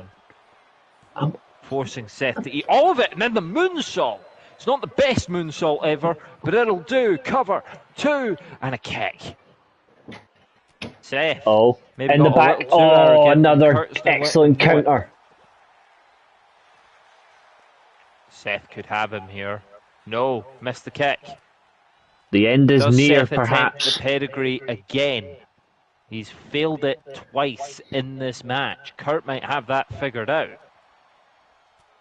Oh, Revolution knee. Seth with the counter. Grabs him by the waist. Oh, the ripcord knee strike. Abul. Abul's like my fucking move. Copyright. Plagiarism. The buckle bomb! No way! Buckle bomb! The humanity! Just like Pin Balor. 2, 3, Kurt Angle is shit! Seth Rollins wins! The buckle bomb broke Pin Balor and it beat Kurt Angle.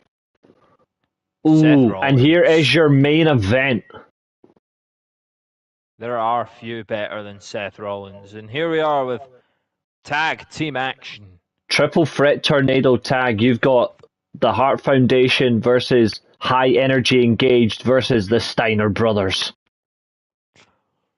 Right. Okay. So we pulled these guys in off AEW, didn't we? Did their elevation contracts expire, or No. Are they enhancement talent? Like what are we dealing No, with they here? are actually one of the babyface tag teams. Scrawny kids in neon clothes.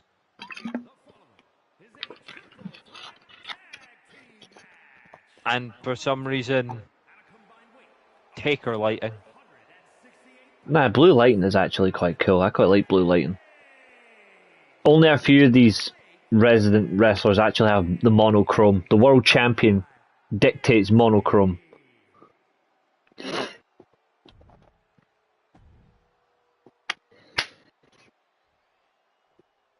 What do you do if Karrion Kross on the roster? You just not get it? Nah, he got nothing. Oh. Maria, what was it I told you at the start of the year? It's the Steiner brothers. And now the Hart Foundation. I said, if you actually go back to one of the first streams of 2025, Maria, I said that was going to happen. I think AJ Styles and Frankie Kazarian will be fighting over who loses the match, not who wins it. Anyway, here we are with tag team action triple threat, and I mean, very rarely I don't pick Bret Hart. What are they called? They're called, so they're both called Gage. They're the Gage brothers, but the tag team is High Energy Engaged. Right. Okay. I can get on board with that, I suppose. They do look a lot bigger now that they're actually fighting. I mean, I thought for sure we were dealing with an Orange Cassidy type situation here. Oh, don't worry, they've got much more talent. Popsicle stick with arms and legs, but no, we do have some actual wrestling talent here. And guys, we have just peaked on our viewership. 10 viewers live on the PS Live app, and we do appreciate every single one of you. As the cover, Jim wanted a quick end to this one, and instead he's going for a ride, and it's not going to be pretty, but he's been folded up. Bret Hart was looking to break it with the drop kick, and instead he got one of the Steiners. Oh, overestimated the single-legged drop kick. Scott's like, fuck this baseball bat. Right, now I've worked out which one's Scott. That's good to know. It was Bret. Yeah, so Rick always wore the headgear. Right. Okay. Who did you get to commentate your show? Oh, you know, someone doesn't know the Steiners. Okay. Oh, with a baseball bat. You don't need high energy to swing a baseball bat. You do just need to be a savage son of a bitch.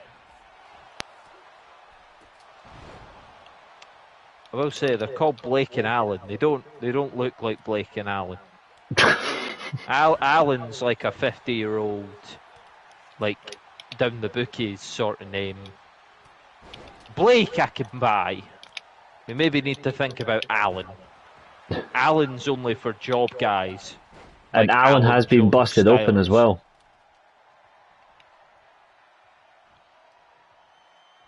Suplex. Yep, got him up. I mean, to be fair, it's not been a good night for that wrestling instinct, you know, for your classic wrestler. Obviously, Braun Breaker kind of broke the trends, but everyone else, I mean, look at Jordan Grace, bad night for her. Obviously, Kurt Angle got just destroyed, demolished, outclassed, brought back down to earth, I would say. Oh, Brett's got the figure four round the post. Oh, Steiner, the Bulldog. out there. It's all about just pain. That could be that. It's not. Brett with crossbody. And then breaking the hold and saving his partner.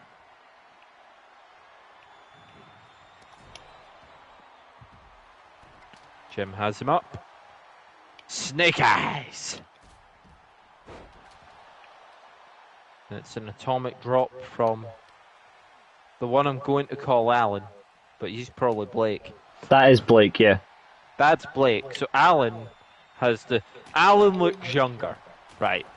We may need to have a word about Alan.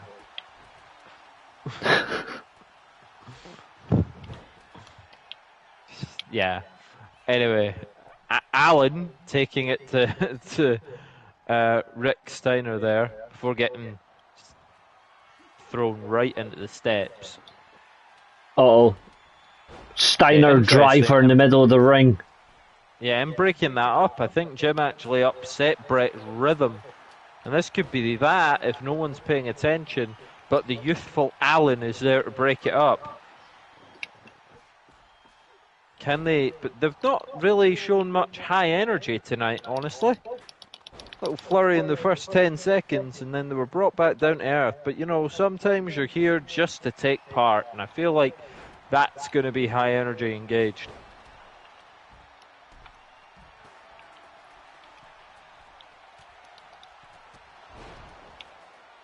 Spear out the ring there. Oh no!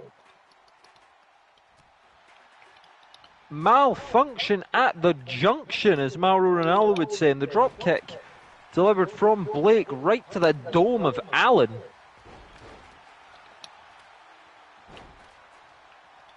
We're seeing all sorts of miscommunication tonight. And you gotta be as one, as a team, if you want to succeed.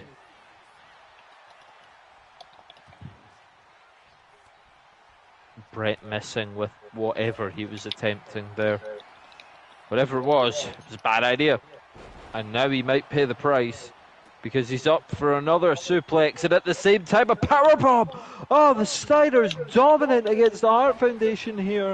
And if it wasn't for these two 50-year-old kids in the ring, this match might be over. Oh, the chair right to the skull. Chaotic, and it might be over. No, Brett has more fight in him. Spurred on by pure hatred of Bill Goldberg. Oh, the pile driver! And now a powerbomb. Who's going to be able to crawl to their corpse first? Jim might not be in a good way here. But it's Rick who's covered, and Scott breaks it.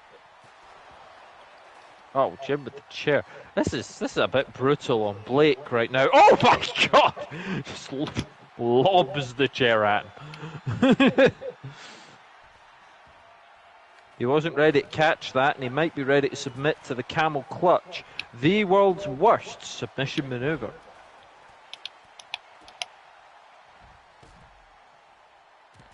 Up and down. Backbreaker there.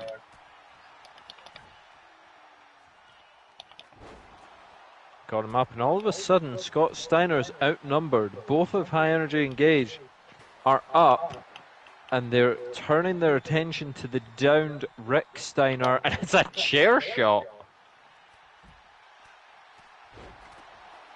The Hart Foundation returning to the ring. Up and down, suplex. Allen trying to beat the Steiners at their own game, and then a beautiful DDT. This could be their moment. This could be the Cinderella story, and he missed. And now he's in the sharpshooter. No one does it better than Brett, the Hitman. It's been broken up. It was Blake that did it, saving his partner. That's what a true tag team does. Brett could be in trouble now, though.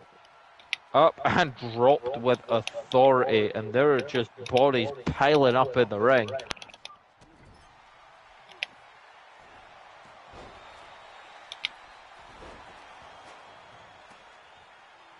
Rick Steiner to the middle rope. Bulldog. Brett now going over to Blake. Brett can't move through a physical human, but also isn't working out that he can't do that. Oh, is the ref going to go for the For counting the pin or assessing the submission? You know something, I've been harsh on the referee tonight, but that was a tough one. You don't know which one to go to first. Maybe he could do both, but we'd have to actually pay him for that.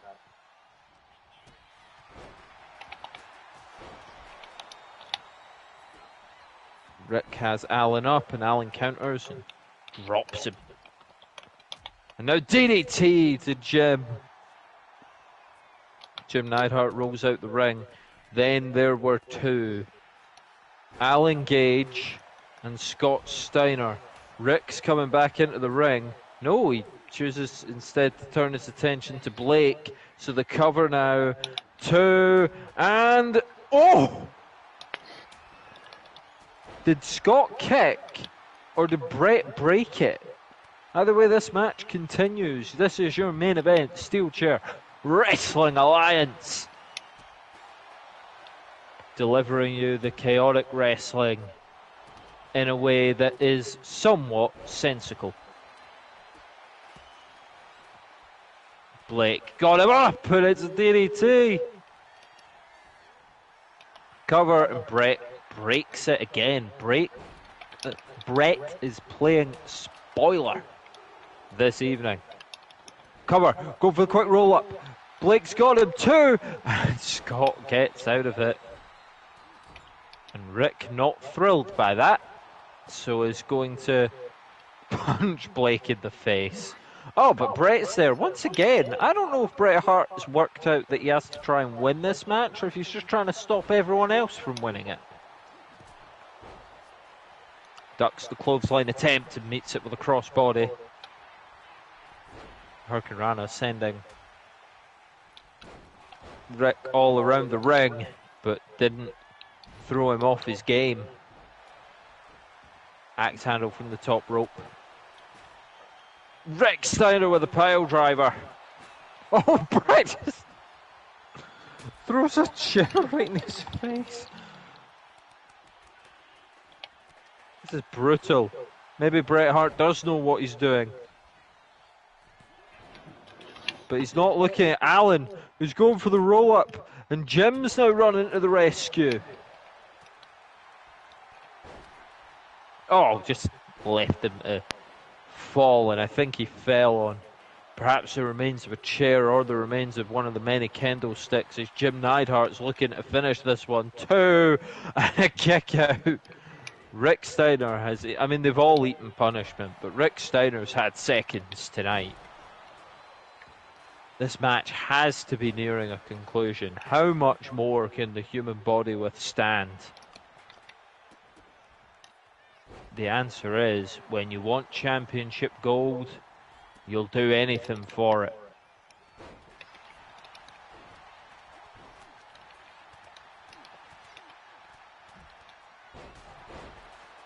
I've ended up wrapped in my own wire, so give me a moment. There we go.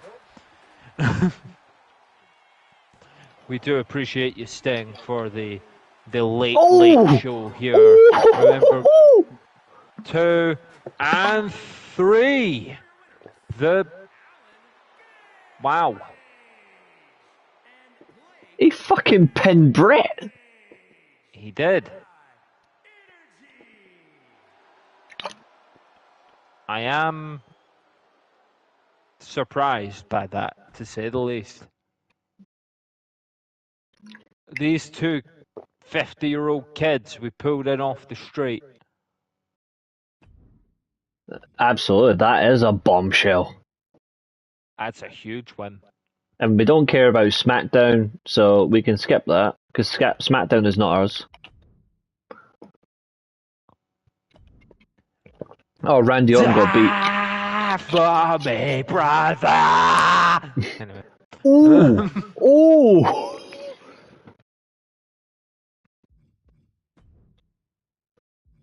Okay, we've got some matches.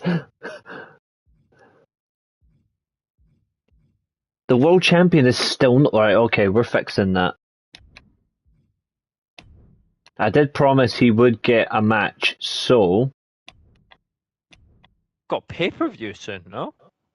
Yep, King of the Ring. Right, So I you're want to making fix. are we making the champion defend days before? Yep.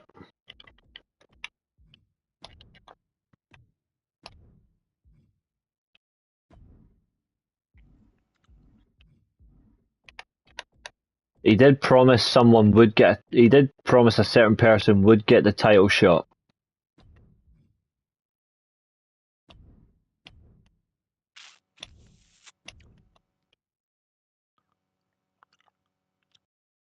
There we I go. mean, That's that. Sorry.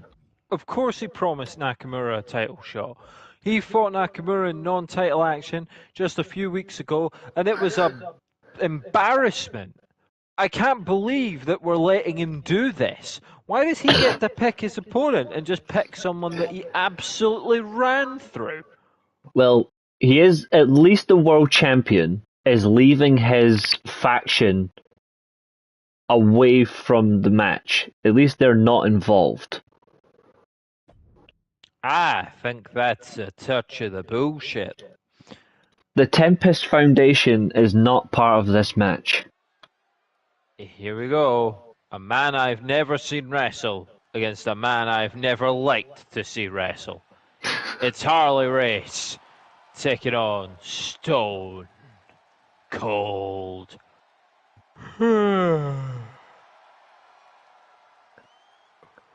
King Harley is about to see what it feels like to have his crown removed from his head. Loving someone who does their best to throw you away.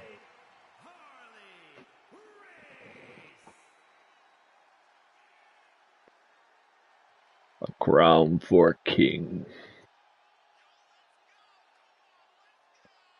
Harley Race claims to be king, but that was a long time ago.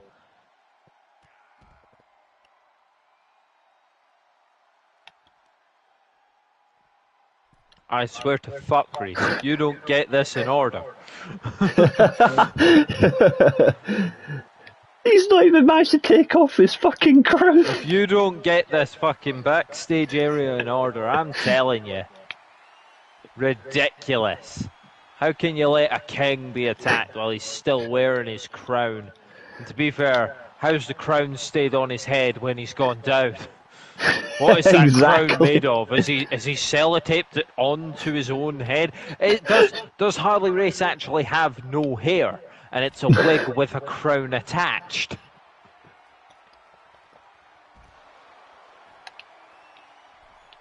See, the crown's definitely coming off because that's gravity. But no, That's gravity. It's defying gravity. something has changed within him. Yes, mainly the fact that he's getting his ass kicked by Stone Cold Steve Austin.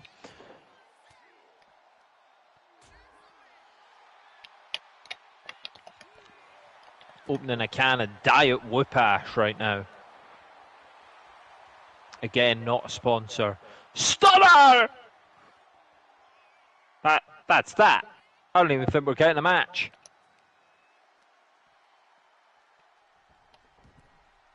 Apparently, the referee still wants to see it.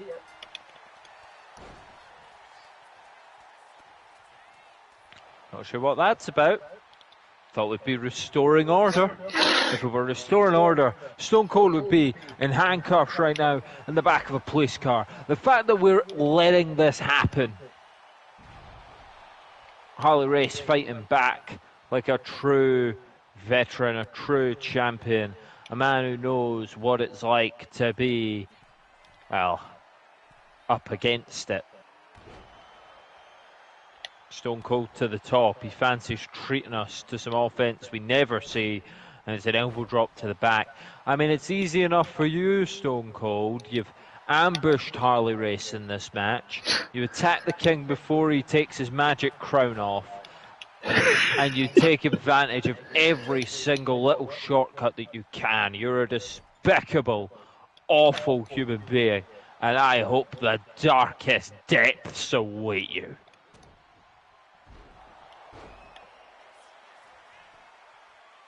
Apologies, I've lost the stream. There we go. Short and sweet. Yeah, that's going to be that. Short and sweet, the Sabrina Carpenter album. And let me tell you, Stone Cold likes his beer. He didn't have time to make an espresso for how quickly that match went.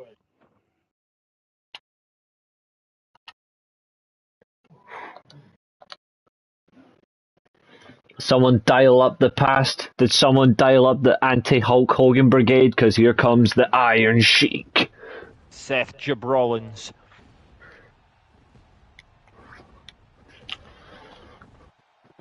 So Seth's all about taking out people that should not be wrestling for this company anymore. He's banished Kurt Maybe Angle that to the should dark be his. realm. Maybe that should be Seth Rollins' gimmick. There's no gimmick here. He hates the old timers. Remember Edge. Oh, big knee to start things off. Just trying to discombobulate Iron Sheik, brother. Going into a chain wrestling match. Now, chain wrestling with Kurt Angle is one thing, but chain wrestling with the Iron Sheik, that's an entirely different challenge. Oh, elbow at the back of the head. Maybe Seth Rollins is establishing himself quickly in this one. Got him in a front face lock and the Sheik breaks out.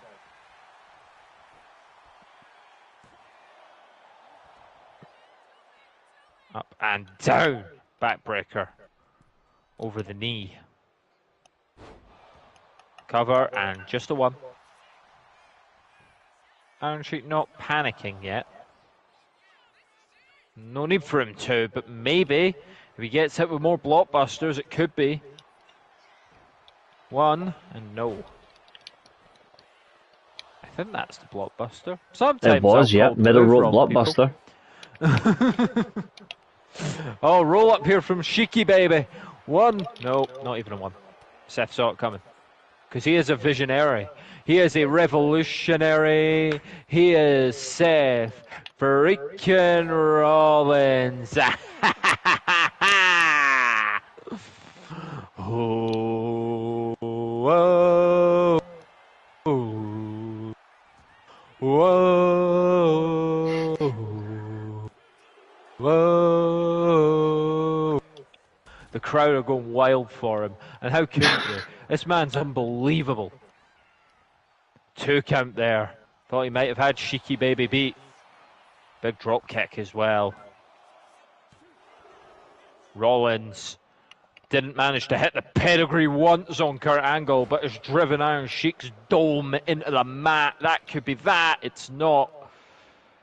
Sheiky baby fighting on, but at what cost? At what cost, Sheiky baby? You're not a jabroni for losing this match. Seth Rollins is just too good. Corkscrew Holy shit. for the pleasure of it, as has become the catchphrase. Seth, tried to deliver that kick to set up the curb stomp, and instead he's in the Boston Crab, which he breaks out of instantly because Iron Sheik is too old to be doing this. And Seth Rollins is just doing us all a service, getting rid of these old-timers with a Phoenix Splash cover. 1, 2, no. Sheiky baby fighting on. Thanks to the 5 people joining us on PS Live. Remember, if you've got any thoughts about the show, fire your comments in and let us know them. We would love to read them. Damn right. Seth Rollins is putting the beat down on Iron Sheik. Oh, it's just beautiful to watch. Oh, but he miscalculated that one. Seth Rollins had several injuries throughout his career, and his back won't be helped by that sort of move, but he sling blades in response. His sling blade not quite as good as Pim Balor, but Seth does get the job done, unlike the man from Bray, County Wicklow, Ireland. Throws Iron Sheik back into the ring, looking to finish things with a splash to the back. It's a very interesting move to go for, and that was way more textbook. The stomp. Seth's not done. Seth's not done. He's looking to end Iron Sheik's career. Pedigree. And the hand over. Cover 1, 2. And the Iron Sheik kicks out. That didn't work for him, brother. Up. Oh, and the counter.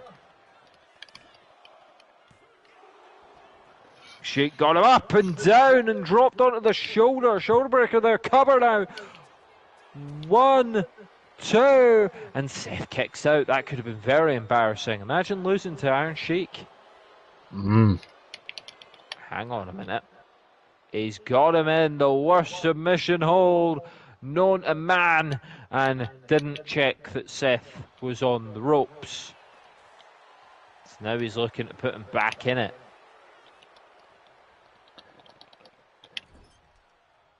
Oh, Seth saw what was coming, rolled out the way. Punch to the head, punch to the face. Driven at the corner. Sheik's starting to fight back. It's almost like being dropped on his head's made him stronger somehow. Seth could be in bother now. Sheik using that veteran instinct to hold Rollins in at the ropes. It's a 2. Wow. Thought he got him there. Thought he'd winded him enough to score the 3. He didn't. And Seth rolls to the apron. Oh, the knee! And I think that's got the red viscous liquid pumping. And now a knee and a leg drop. But again, Sheiky Baby countering. Elbows now. Seth stopping himself from being driven into another turnbuckle. Got him. Punch. And the stomp. No arrogance this time from Rollins. Look at the anger and hatred in his eyes. It is about to get worse because he didn't check if the Iron Sheik was too close to the ropes. And he's reached for them. Oh, drops him down. Kick to the chest, I suppose, what you would call that. Wasn't quite the abdomen, it was a little higher. He's looking to stop the heart of the Sheik. Sling blade now. Up. And pedigree. Seth fighting to his feet. That pedigree could put him into position for winning this match and knocking another man off his list of people that need to get the hell out of his industry. Going to the top rope, looking to finish it. Phoenix splash. Cover. 1, 2. I don't know what is going through the Iron Sheik's head right now. It should be Seth Rollins' knees and feet, but it's not, and the Sheik fights on. It's a valiant performance. Unbelievably gutsy and determined. Perhaps Iron Sheik's feeling some extra pressure in this match because, of course, it was his bald, chromey Kurt Angle, the bald fraud, that was Seth Rollins' most recent victim. Seth going to the top rope, and Sheik saw it coming and rolled to the outside on the far side. Oh, replying with a drop kick of his own there, Seth. Both men down. This has been brutal. And Seth's wondering how it's still going. And the reason it's still going, Seth, is because you've not done enough to put the Sheiky Baby down. And Sheik now going for the cover. And it's a dirty pin as well. He's got his feet on the rope, ref. And it's only a 2. The fact that the referee didn't even notice that and he still allowed it to continue. Disgraceful behaviour by Charles Robinson. Overhand chop there to the head. That brain chop. Oh! Big kick. All of a sudden, Sheik's targeting Rollins' head. Rollins, you know that he wants that camel clutch to really choke out Rollins. Oh, kick to the... Well, again, I think that was more the abdomen. First one was a little high into the chest. That one straight into the guts of the Iron Sheik. And he's got plenty of guts. Got plenty of moxie, kid. But maybe just not enough in the tank to stop Seth Rollins. The stomp, the cover, the inevitable result. The visionary maybe did not foresee that match being quite the war that it ended up being. Forehead bloodied, back bruised, but the victory is his. And now Umanga back at it again. And he is accompanied by the Intercontinental Champion. Yes, Liam Puerta, another one of the old men we pulled in off the street. He may be deaf, but he certainly is life He's of the SWA. Liam Puerta's deaf. Well, Puerta is deaf in Spanish. Okay. Liam dead. Might just be his name. I mean, he's still in his entrance gear. He's still wearing his mask and face cover. Umaga's like, fuck this shit. I'm going to the top rope. Tell you what, let's test that theory. Reese, say something nasty about Liam Puerta. See if he runs over and chokes you. Maybe tomorrow when he's not on screen. Exactly. So maybe he's not so deaf. In fact, I think he's looking over at you now. Not sure if it's lust or hatred. Those pearl white eyes are fucking scary. Yeah, not sure if it's lust or hatred, but you should probably run. At least he's on our side. Speaking of run, extreme circumstances do a lot of run in their mouths, but they don't really get the job done. And Umaga really needs to do something this week. Obviously, his stablemate Sandman was taken out pretty... I don't know. There was a little bit of fight from Sandman, but he certainly didn't put in the strongest of performances against Braun Breaker. This is a strange one because I believe... extremely disappointed, extremely embarrassed, and extreme losers if they can't get the result tonight. I need to double check, but I'm actually pretty sure Umaga is also part of Extreme Circumstances. This is a faction match. He was at ringside last week. So, if he's not, then he's certainly trying to be. Liam Puerta is actually part of the situation, and Liam Puerta is actually a part of the World Champions faction. So why is he here? Fuck knows, I blame the game.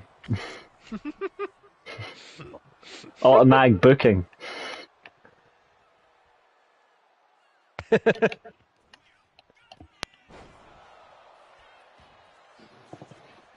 You didn't fancy editing that on the card. You just went for it. We gotta leave some bits in. Simone drop from Umaga. Counter, no. Or cover is what I meant.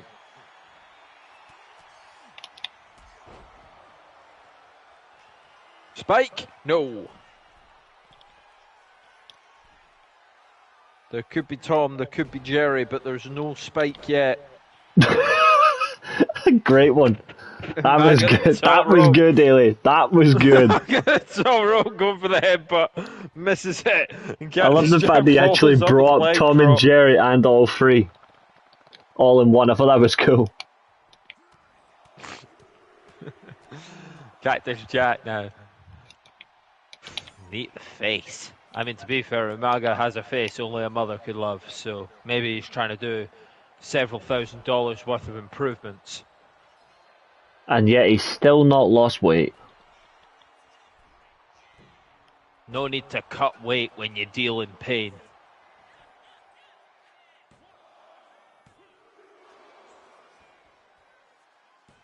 Big splash. Cover now. I think you need to punch this ref outside the head, honestly. That was 3. Uh-oh. The delays from the referee. Oh, no. Umaga can at least be you know, he can feel a bit of comfort in one thing. He absolutely doesn't have a brain to lose. Into the claw, 1, 2. Umaga kicks out, but how much is that taken out of him? You can only eat so many sockless hands. Up. Ooh. Backdrop. Umaga's got him.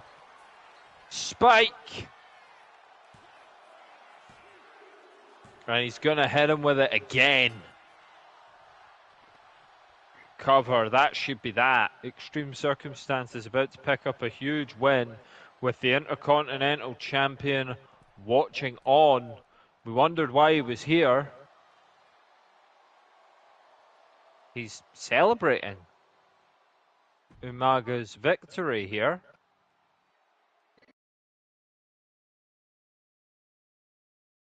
The champion let him.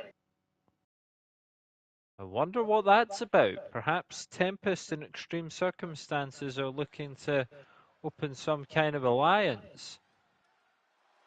Very Who knows? interesting move. Maybe Puerta, you know, is going against the grain. Maybe that's not what Tempest want. Disobeying the world champion, the Intercontinental champion. Maybe he's plotting the downfall from within. Maybe Leon Tempest got to keep an eye on Liam Puerta. Right now, I know who I'm keeping my eyes on, and it is Jordan Grace. Very impressive, even in defeat, and it's a good thing that she is, because... Oh, fucking come on!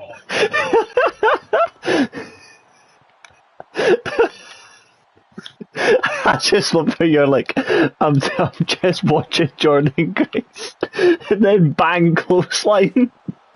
Oh, come on. Have a word with this, man. This is ridiculous. Come on. Are we booked by Tony Khan? This is ridiculous. Where's the order?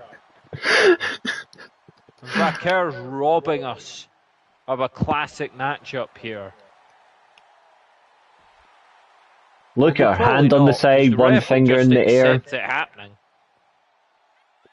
She's like, for South America, we fight hard.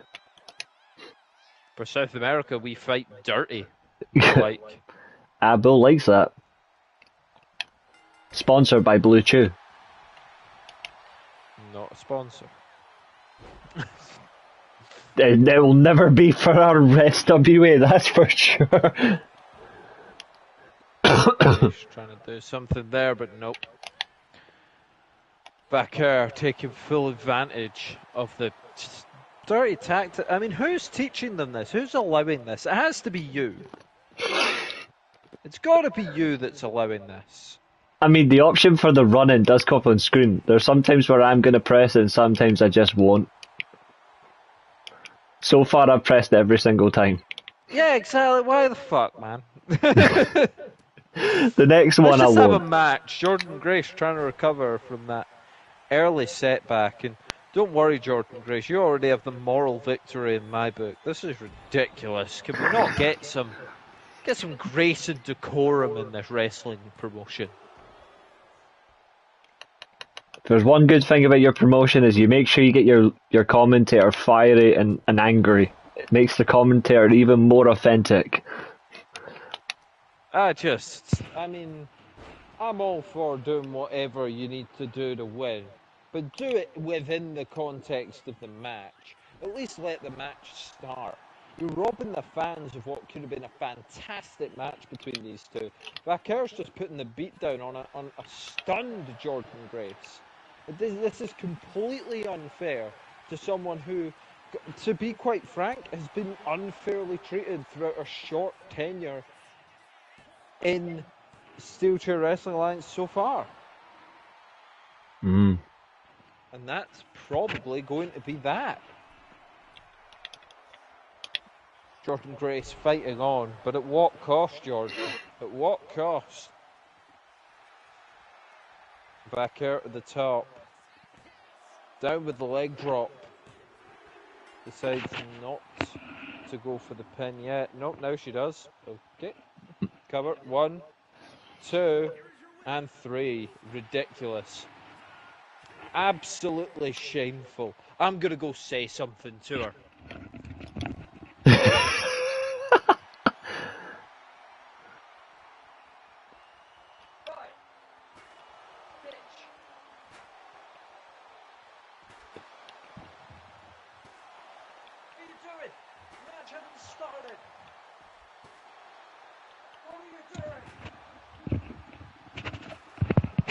Get this fiend out of the arena! Banner, lock her up, throw away the key. This is abhorrent treatment of Jordan Grace.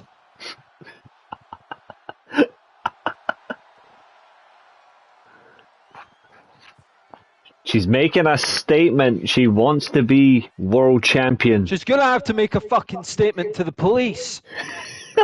Oh, shit.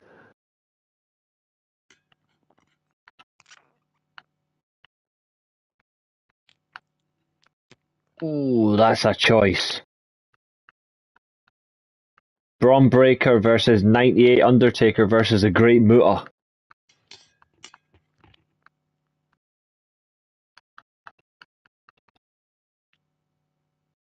Just let the game do it. Yeah, I can't choose between either of them. Just let the game do it. Yeah, the game's got this one. Okay, well, go. Yeah, was it well? Oh yeah, my stream's on a delay. I was like, are you gonna go to any? There you go. This is gonna be an absolute fight. You've got the young thoroughbred, you've got the WWE legend, and then you've got the Japanese submission expert. Well, submission expert and legend. This is going to be an awkward one.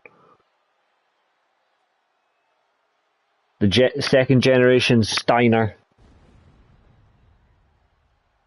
I actually think there's no favourite in this match, but the fans will enjoy what's on store.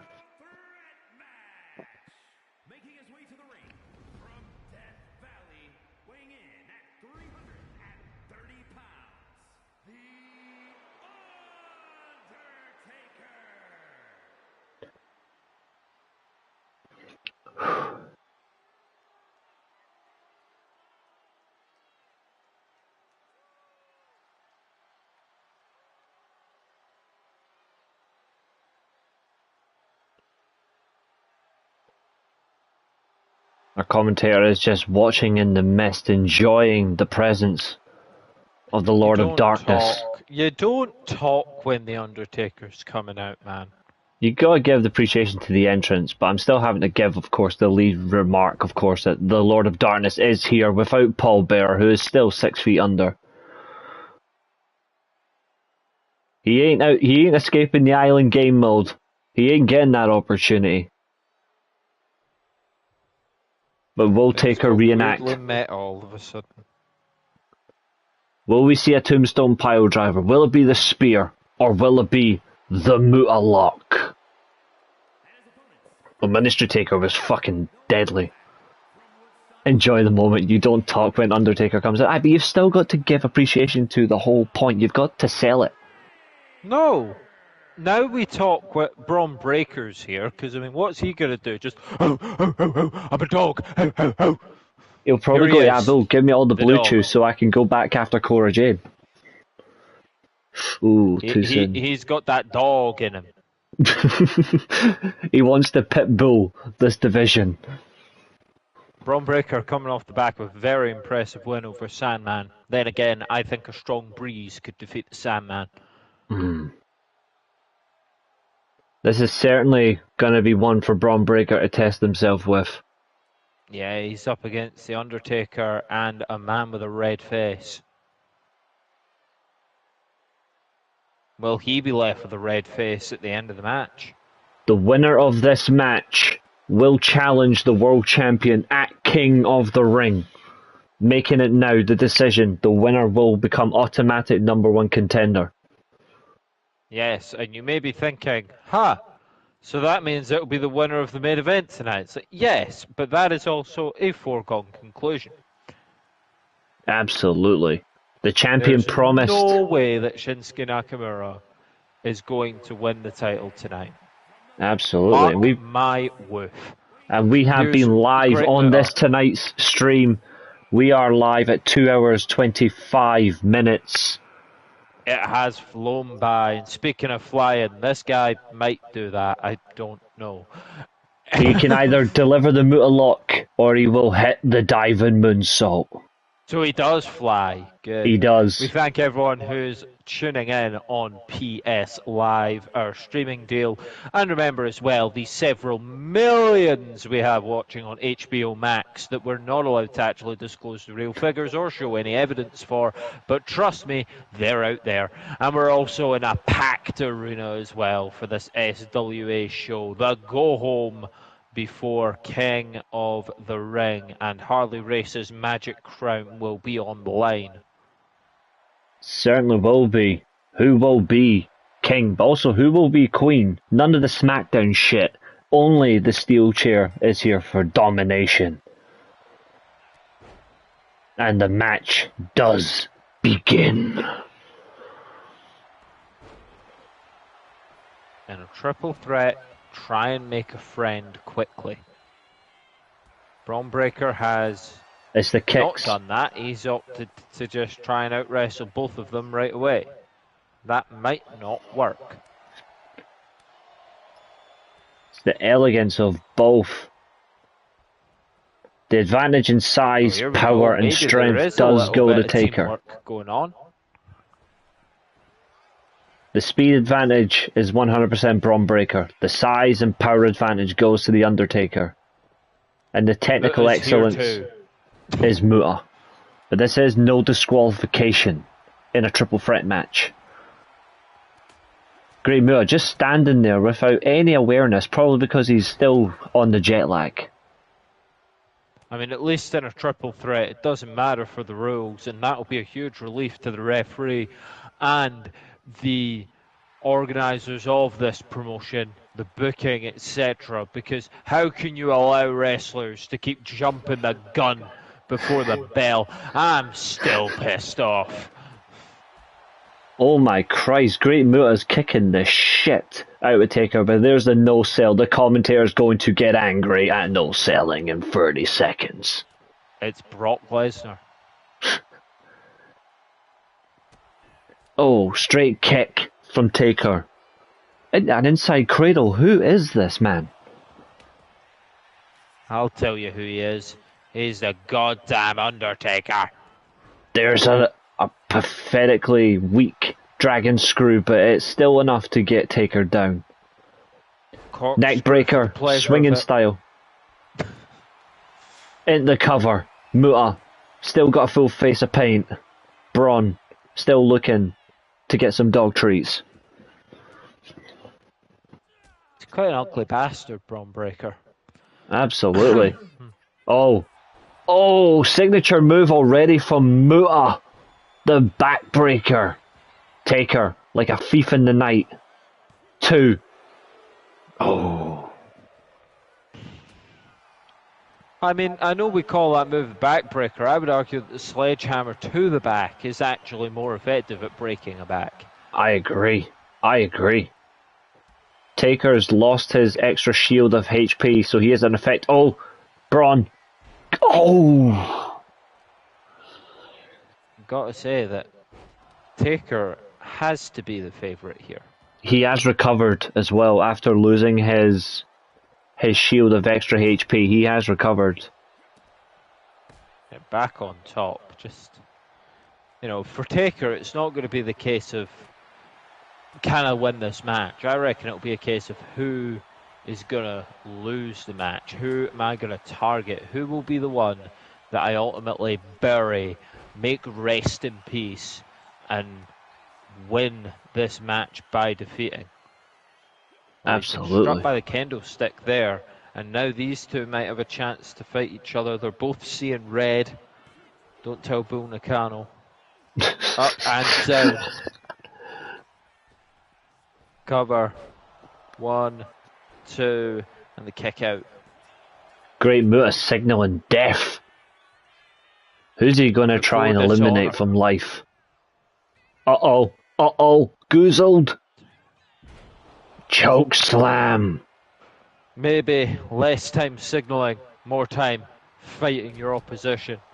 Great Muta planted with that choke slam, and Braun, Taker Irish whip. missing Braun Breaker, which was maybe a mistake. Uh-oh. Uh-oh. Taker. Spiked him. He's wasting time. I mean, Taker needs to get the job done at hand. He cannot afford to take this match lightly. And that was interesting there. See, I think Muta was going to break the pinfall anyway, but he also decided to attack the referee, and I, for one, thank him for that. Because the referee has been shite all night. He's been awful. But so have you.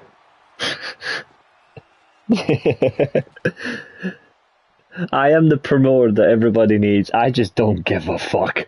Braun, Irish whip, spear. Hang on. Lil Nate counting like he's just literally got out of the shower. That was slow and cold. Well, I mean, to be fair, at least this time, we could say it's because he's been hit in the back of the head.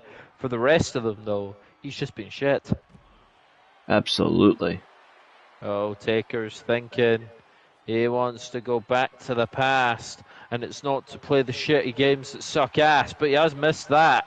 Great Muta's obsession with the kendo stick. It's the third of this match. I would argue that's awfully early TNA for a gimmick. Take a Japanese wrestler, make them obsessed with the Japanese weapon. Quite literally. Was there not a wrestler once called Kendo Nagasaki? Correct. There we go. Muta had a fold over submission, but Taker did break out. Throws him into the steel chair steps. There's another backbreaker. Great Muta has 3 finishers at his mercy. Great Muta is just trying to find the opportunity to use them. But will he use the moonsault or the Muta lock? He should probably go for the moonsault, particularly on Braun Breaker. I mean, Undertaker's basically impervious to any sort of harm right now. And before anyone jumps on my use of that word, impervious, not pervert, ask Abul about that. But Undertaker seems impervious to harm, so you got to try and put Braun Breaker away without Undertaker being involved in the decision. Otherwise, this is curtains. Taker came in at a huge advantage, and so far he is showing exactly why that is. And he's finally taken bar damage to his HP. So Ailey is absolutely correct. Muta taunting again, wasting time. Oh, Muta, Shining Wizard! Got him! He's knocked out Taker. Muta standing like a very chilled Liu Kang, waiting for a Mortal Kombat fight.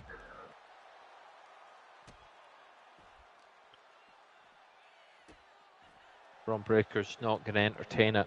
Instead, just hits him with the clothesline on the outside of the ring. What is it with the obsession of Muta and Undertaker to signal for death? No man is going to be killed on this show. This is the Steelchair Wrestling Alliance, not Monday Night Raw. At this rate, it might happen before a bell is rung. Oh, Braun with the sledgehammer right into the balls of the dead man. Breaker signaling he's going to break someone. The thing is he going to break his own into the ring? Braun Breaker does have a signature lined up. Taker's close himself, but Muta still has 2 finishers. There's an elbow. Finishers straps are down. Matter if you don't get the opportunity to use them. Taker, he's a vicious son-bitch, but Braun is ready. Was taking the straps down there. Caught him off guard, was going for the last ride, and Breaker fights out of it and delivers a spear. Again, Great Muta is under the ring. He now brings in the patented weapon of this promotion, the steel chair. Well, Uh, maybe we're out of candlesticks. and Muta has been busted open. Muta. Does anyone know what a chair is in Japanese? Oh, the DDT onto the chair! Muta. He went for another Shining Wizard and Taker caught him.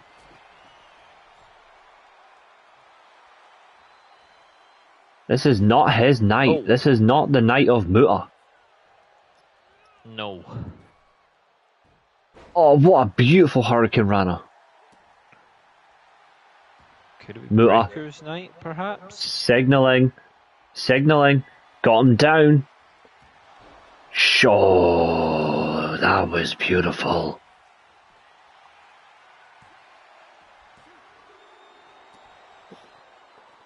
Oh, where's Taker going?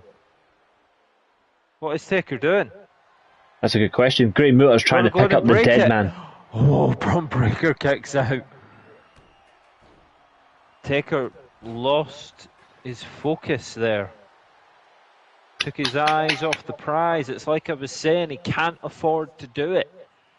What's Coming to a Braun doing? match as a heavy favourite, you've got to make it count. What's Braun doing? Oh, the mist!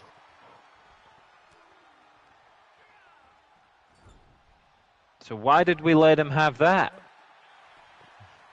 Oh yeah, he's gonna steal it. He might. Oh!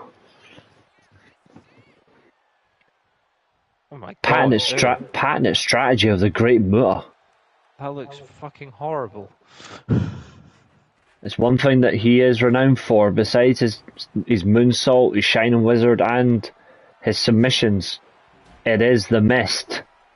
And Abu got what he wanted. Abu wanted Braun Breaker to feel the mist, and he got misted. Steel chair to Braun.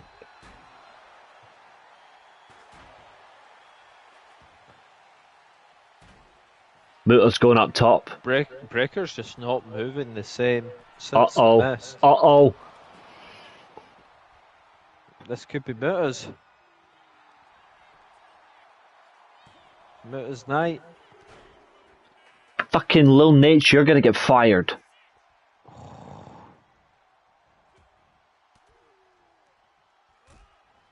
He's been in the business far too long. We're gonna have to terminate him as a referee. We're gonna have to give him his notice. Dun, dun, dun, dun. Oh yeah, you mean just fire him? Yeah, sure. Yeah. Oh, that's unbelievable strength for Braun Breaker. And he's now targeting Muta, which is smart, because you may as well go for the human that you're fighting, as opposed to the undead freak. But the problem is, you're still against an undead freak. Tombstone. Taker looks down at his victim. 1, 2, 3. Muta was up just in time to watch the decision happen in front of his face. What an excellent triple threat match. Taker nearly embarrassed, but... That was a great strategy as well. Braun using his Gutbuster, which then allowed Taker to take advantage of the stored tombstone he had ready. We have a promo from Eddie Guerrero, I believe.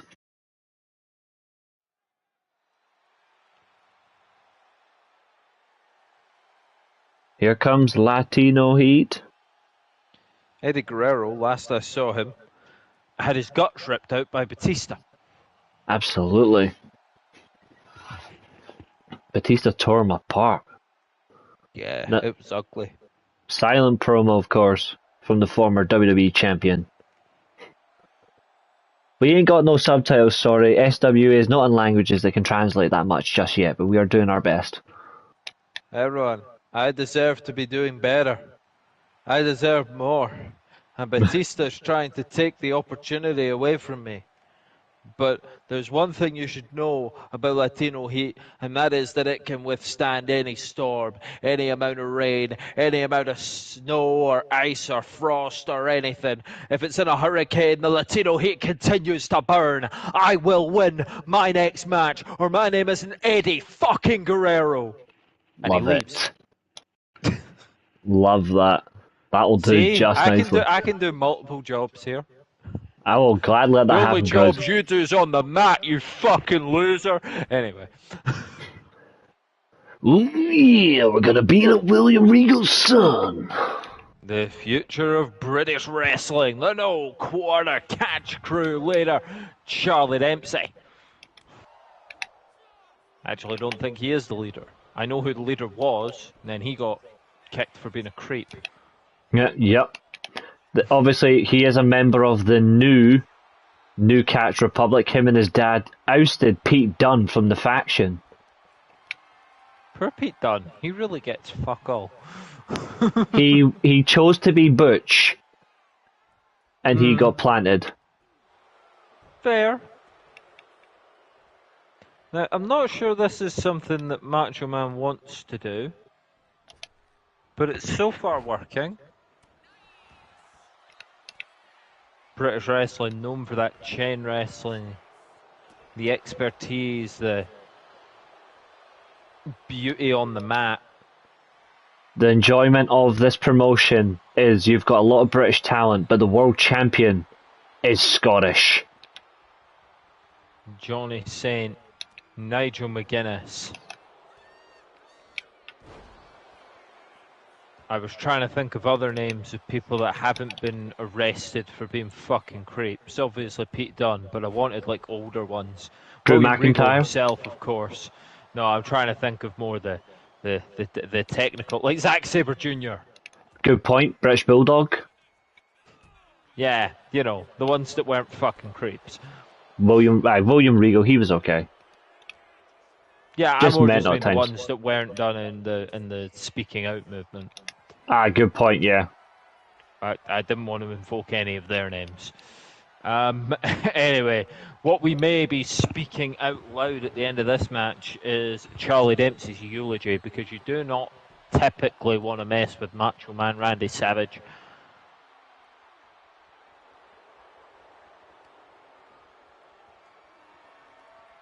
Neckbreaker. Front face lock holds him. Holds him from the back, transitions to his arm. Oh, striking the arm now with the elbow. Charlie Dempsey trying to fight his way out. Can't, and he's back up to his feet again. Macho Man Randy Savage knows what he's doing. He knows his way around an arm. You want someone else who knows the way around an arm? Ask Cash Wheeler. Because he's got a gun. Hey, you got it. You got it. Macho Man going to the top, probably looking for the elbow. The elbow that could finish this. Oh, but Charlie Dempsey getting to his feet. Knew it was coming. Oh. Yeah, it was the diving double axe handle that Charlie Dempsey did counter. I like the cut of this kid's jib. Unfortunately, he's not going to beat Macho Man Randy Savage. There's certain levels you got to surpass, kid. Absolutely. I mean, this man was Intercontinental Champion for, at one point, a record 414 days. He's also very well on the record of being Hogan's bitch. I mean, he did lose a World Championship 4 times to Hulk Hogan in his career, which is absolutely disgusting. So, absolutely. Hogan's other bitch, of course, is Eric Bischoff. Yep, but he absolutely loves to be bitched by Hogan, even in the afterlife.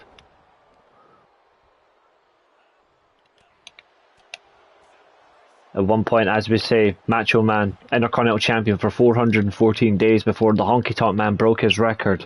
He was a 2-time WWE Champion, a 4-time WCW Champion. Roll up here, beautiful from Charlie Dempsey.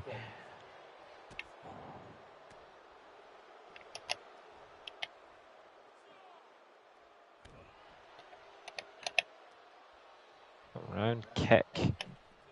And the punch. Follows it up.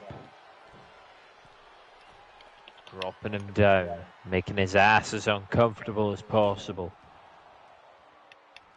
Charlie Dempsey not going to be able to sit down for a while. And he's not even really had a fun time in that process. Elbow drop from Macho Man. And now up and down. Poor boy. His neck's not even fully developed, Macho Man. What are you doing? The humanity. He's doing it again. It's an elbow drop. That is that. Oh, wow. He is surprising everybody, the son of Mr. Youthful Regal. exuberance. A never say die attitude. It takes me back to Tyler Bate against, at the time, Walter. A kid being completely outmatched, but he's not given up and he's trying every trick in his book, including that hold right there. Trying to cut the circulation off. Macho Man wrestles out of it. He's just not eating enough offense for that move to do much. And the hip toss with such force as Charlie Dempsey's body crashes to the apron that he has to roll out to ringside, regain his bearings, but you don't do that against Macho Man. There's a real possibility Charlie Dempsey has never seen Macho Man Randy Savage wrestle. Oh, absolutely And his first not. experience is at first hand. Macho Man is just showing that levels of exuberance that made him a multi-time world champion. He's flexing on him, 100%. He absolutely is. Charlie Dempsey's trying to fight back, but he just doesn't have that clash yet. He is trying though. Bless Absolutely. the kid, you know? He has deserved his place on this show, Charlie Dempsey. He could obviously still pull off the upset. Rolling Savage into the ring at 6. He goes to him saying, hey, do you want to go and watch a band with me? What is it? You, me at 6. Dempsey not quite getting these strikes. Oh, but he did get all of that one. And now, Dempsey able to take over for a little bit. Grabs the arm, twists it round and stomps on it too. Cover now. And definitely not enough. But maybe enough to just start getting in the head of Macho Man. Maybe he has underestimated Charlie Dempsey.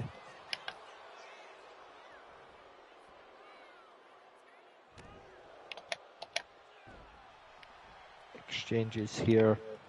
Back and forths. The ebb and flow of the wrestling match. Macho Man with that atomic drop-like maneuver. Oh, got him! Go! Brilliant suplex there. One, and still just not enough. I think what also doesn't help is Charlie Dempsey's a strong kid, clearly, but he's got a lack of size to really punish with those maneuvers. They're more about position than they are about power, and that lack of strength is really showing against the Macho Man. As he goes to the top, it will be a third elbow drop. If he connects, which he doesn't, and it's a slap to the face. Charlie Dempsey's like, how dare you try that on me a third time, but now the hip toss. Oh, Charlie Dempsey wanted to roll out to the safety again, and Macho Man's like, nah, kid, you come back here. Knee to the head, knee to the face. And another. Oh, roll up from Charlie Dempsey. Cover, 1. Oh no. Again, I feel like the ref is a bit slow there. Oh, the elbow. I think I see blood. I think Charlie Dempsey's bleeding. Where's William Regal? Why isn't he coming out to stop this? Elbow drop again, Charlie Dempsey. Moves out the way. Got him. I think Dempsey has Savage's number. Uh-oh. Uh-oh. Charlie Dempsey. Got him up. Charlie Dempsey with a picture-perfect dragon suplex. 1, 2. Oh, not enough for the 3.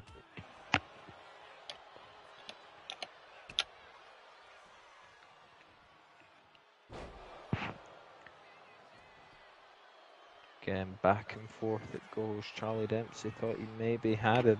Maybe Macho Man for a moment thought he was had as well, but now the pile driver, and that is surely going to be that. It can't not be at this point. The elbow drop, and it connects, and that has to be that. 1, 2, and 3. What a match! What a Valiant, performance! determined effort from Charlie Dempsey, but it was not enough. A rematch from the previous event. The only Last week's rematch I'm show. interested in seeing is a fair match Oh. between Jordan Grace and Stephanie Vaquer.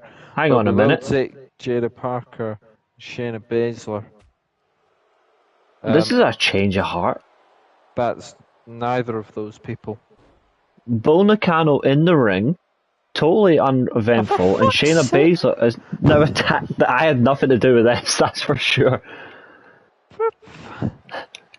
That I did not know we actually had an action in this. Okay, looks like Jada's gonna get absolutely mugged. Bull Nakano's coming off a fatal 5-way Hell in a Cell victory. And Shayna's decided to go into full submission mode. Jada Parker is coming off a defeat to the women that is currently adding insult to injury and probably injury to injury.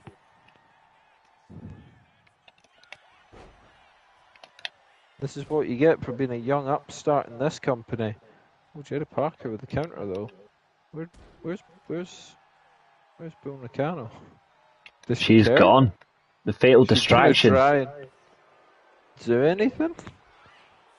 Jada She was Parker just there to delivering distract the leg upstart, drops yeah. now. Oh, went for a third one and she really, really shouldn't have. Yushigoroshi. Out the way though, yeah.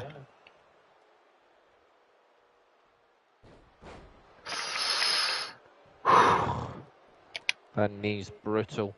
Shades of Kota Ibushi right there. Lethal shit. Maybe she shouldn't fight back. It's only making it worse. Absolutely, this is brutal behaviour. Remember, Jada Parker did make Shayna Baszler bleed on last week's episode. Yeah, and she still lost the match. Like, Shayna, just move on. I agree. Although, Jada's fighting back here. She's not thrilled with the idea of being taken for a loser. And that suplex should perhaps knock some sense into Shayna. Up and down with a body slam. Jada really on top of this all of a sudden. Counters that, bit of a collision. Oh, and a huge clothesline. Eat defeat. Well, in this case, she certainly is eating it. I think this is just a fight. She's eating the feet, swallowing the toes. This is just a fight. There's no... there. Yeah, no, there's nothing but pure hatred between these two. Management need to have a think about what they're gonna do.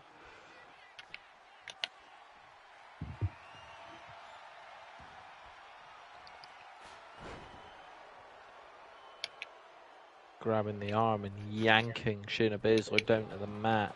Jada Parker now has a chair. Oh, before she could use it, she's another huge clothesline. Are we going to get some authority out here? Are we going to be able to separate these two women? What? I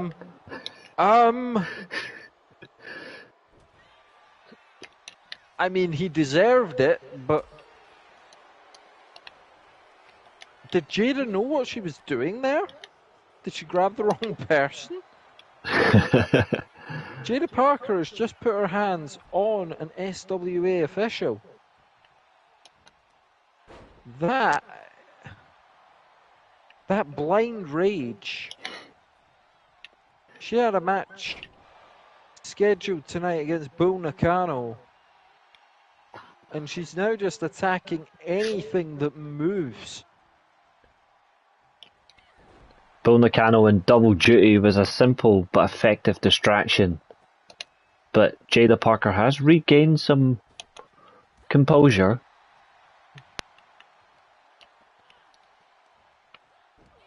So composure, lad, composure.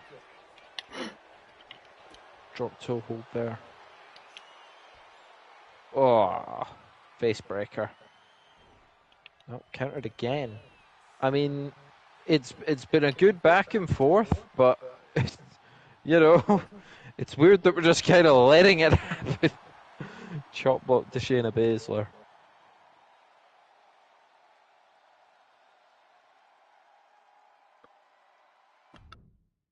And that may finally be that. Uh-oh. That neck breaker. I mean, surely Jada Parker's going to have to answer for those actions. The world champion didn't even get his entrance. What is this blatant abuse of racism towards Scottish people? I mean, neither wrestlers got their entrance. I don't. I guess we're running tight for time. We did not have a brawl between Jada Parker and Shayna Baszler on the cards, people. That was completely not the plan. The What world will champion. be the plan is Ooh. that Shinsuke Nakamura is about to get his ass kicked again. This is a world title match, people, but you don't have to worry. There's no real jeopardy. Shinsuke Nakamura is not winning the world title tonight. You can mark my woof on that one.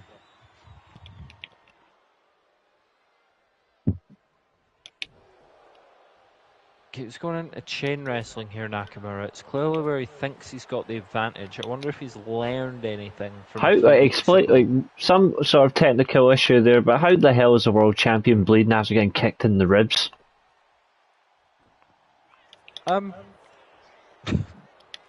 Charles Robinson has been removed as the official for this world title match as well, so at least we'll actually have a proper referee. Well, Charles Robinson needs to be checked out after he was attacked by Jada Parker, which again we're gonna have to, you know, wait and see what's happened to her. But I don't think Jada Parker. I know that she was provoked by Shayna Baszler. Technically, some action should go against Shayna Baszler as well, but absolutely, you cannot. I don't care. You know, like we can put our hands on the officials if we want to. Because we're the boss. But there's no danger that you can put your hands.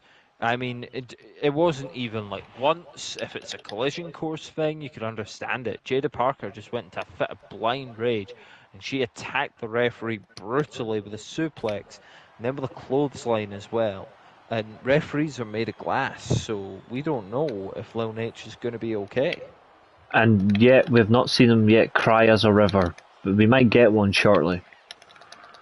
I'll tell you something, there'll be rivers flowing in Japan if Nakamura somehow wins this. Seas might open up if Nakamura pulls off the upset less than a week from King of the Ring and wins the World Championship against Leon Tempest, a man that he lost to on a recent show. The cover now from Nakamura, and Leon Tempest does not care for it. Nakamura just trying to kick every little bit of Leon Tempest's body that he can see, and it might not actually pay off. We've got clothesline after clothesline here. Short arm clotheslines delivered right to Nakamura's throat. Nakamura back up. Leon Tempest clearing the table. Nakamura running out to him. I don't think that was the wisest move.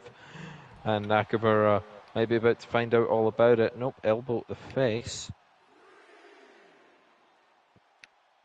Got him up and down. Oh, that's a tight landing out there. That is not good. Not nice.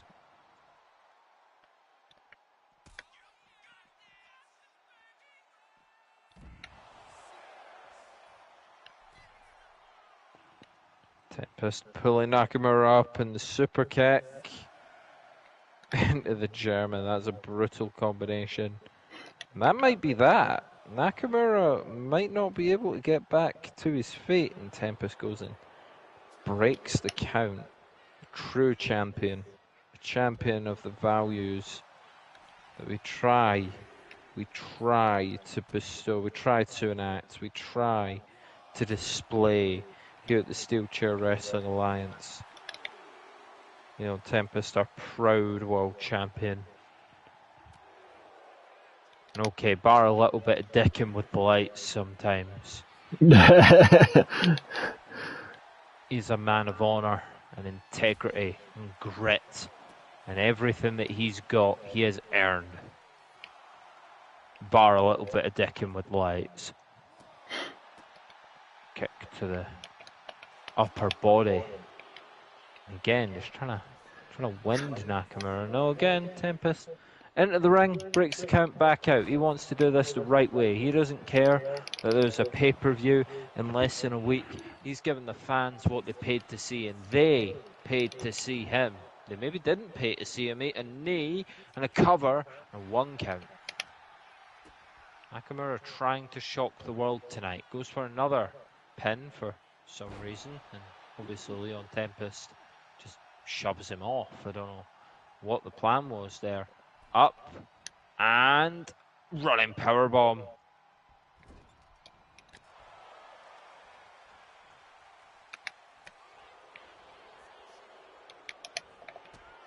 Tempest throws Nakamura into the corner.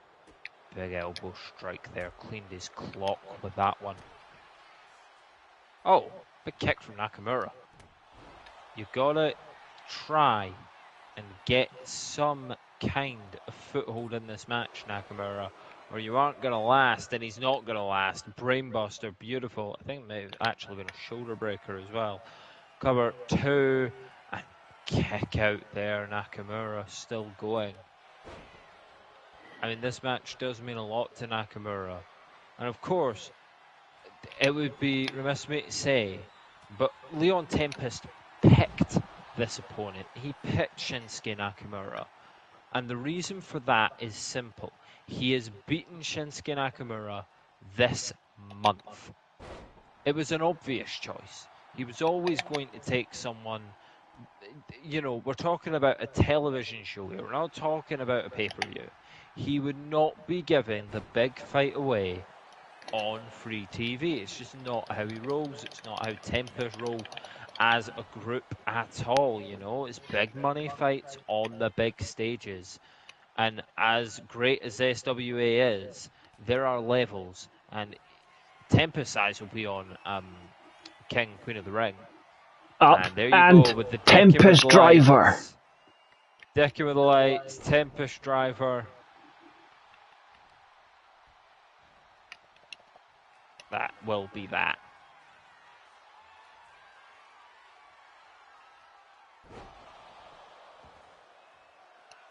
No, Tempest wants it to continue.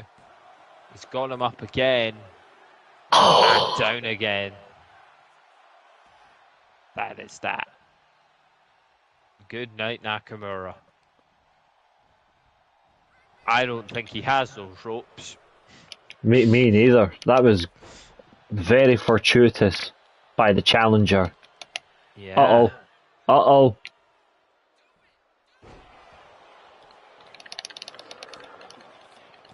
Can Nakamura pull off a shock here? Takes him down. Cover 1, 2. Oh! Nearly folded him up and took the belt with him. Roll up now. Roll up from Tempest. Cover 1, 2, and 3, and he escapes with it. Nakamura was within half a second of winning the world title. And instead, Tempest retains thanks to a genius pinning combination. Absolutely. And what we're going to do now is we're going to get ourselves up to King in the Ring. We're not going to do it. No, I was about to say it. I am fucking knackered. Yep. But we will load up Cool, King of the Ring and we 2.5 will hours of amend wrestling. King of the Ring. But let's have a look. So, terrible. Oh, this is Queen of the Ring. Okay, no, we're going to amend some of these matches, that's for sure. But what an excellent third episode. We've gone over the 3 hours allocated time of Monday Night Steelcade. But, ladies and gentlemen, thank you very much to our guest commentator, who is the primary commentator, the colour commentator of this promotion, the Steelchair Wrestling Alliance, and of course we do have the assistant general manager signing off his Ales. Your final comments on this event? I'm in lock Stephanie Vicker up, Billy the K, justice for Jordan Grace. Also, I will be here when I can, but that's not going to be very often. So, remember, it can also go over to you. You think you can commentate these shows, you're watching on PS Plus, get involved. We would love to hear you. Absolutely. And ladies and gentlemen, as we've confirmed, we are going to make one quick change to the divisions because it has been, of course, amended. Of course, now after the victory in the triple threat, Taker will now be the #1 contender at King of the Ring. He's gone from the bottom to the top. What can I say? He has earned it. 125 people on the roster, sorry. We're going to cut some people in the next after King of the Ring. Holy fuck. We're going to make a lot of cuts, and we're going to put them on the development show, SmackDown. They have 125 too. Yeah, we're going to make some deadly cuts. Christ. Absolutely. Huge. Anyway, this has been beaucoup de fun, but it is time for me to go to bed. Thank you, everyone, for watching this. Yeah, do keep watching Monday Night Steelchair. We've got rid of those other commentators, so at very least you'll have Reese commentating, and then when I can make it, when I can do it, you will have the greatest commentator known to man, woman, or ferret. You will have your favorite co-host's favorite co-host. You will have the aura. You will have the main event. You will have the real host of the Weekly Steelchair. I will be around when I can be. But if I'm not around, you've at least got Reese. And, that's okay too, I guess. But then again, what can I say? When you come down to the Steelchair, if you get a concussion, pay your rights, pay your medical care. But then just remember to subscribe to the Weekly Steelchair. Thank you, everybody. We bid you good night, and we'll see you next time. Signing off.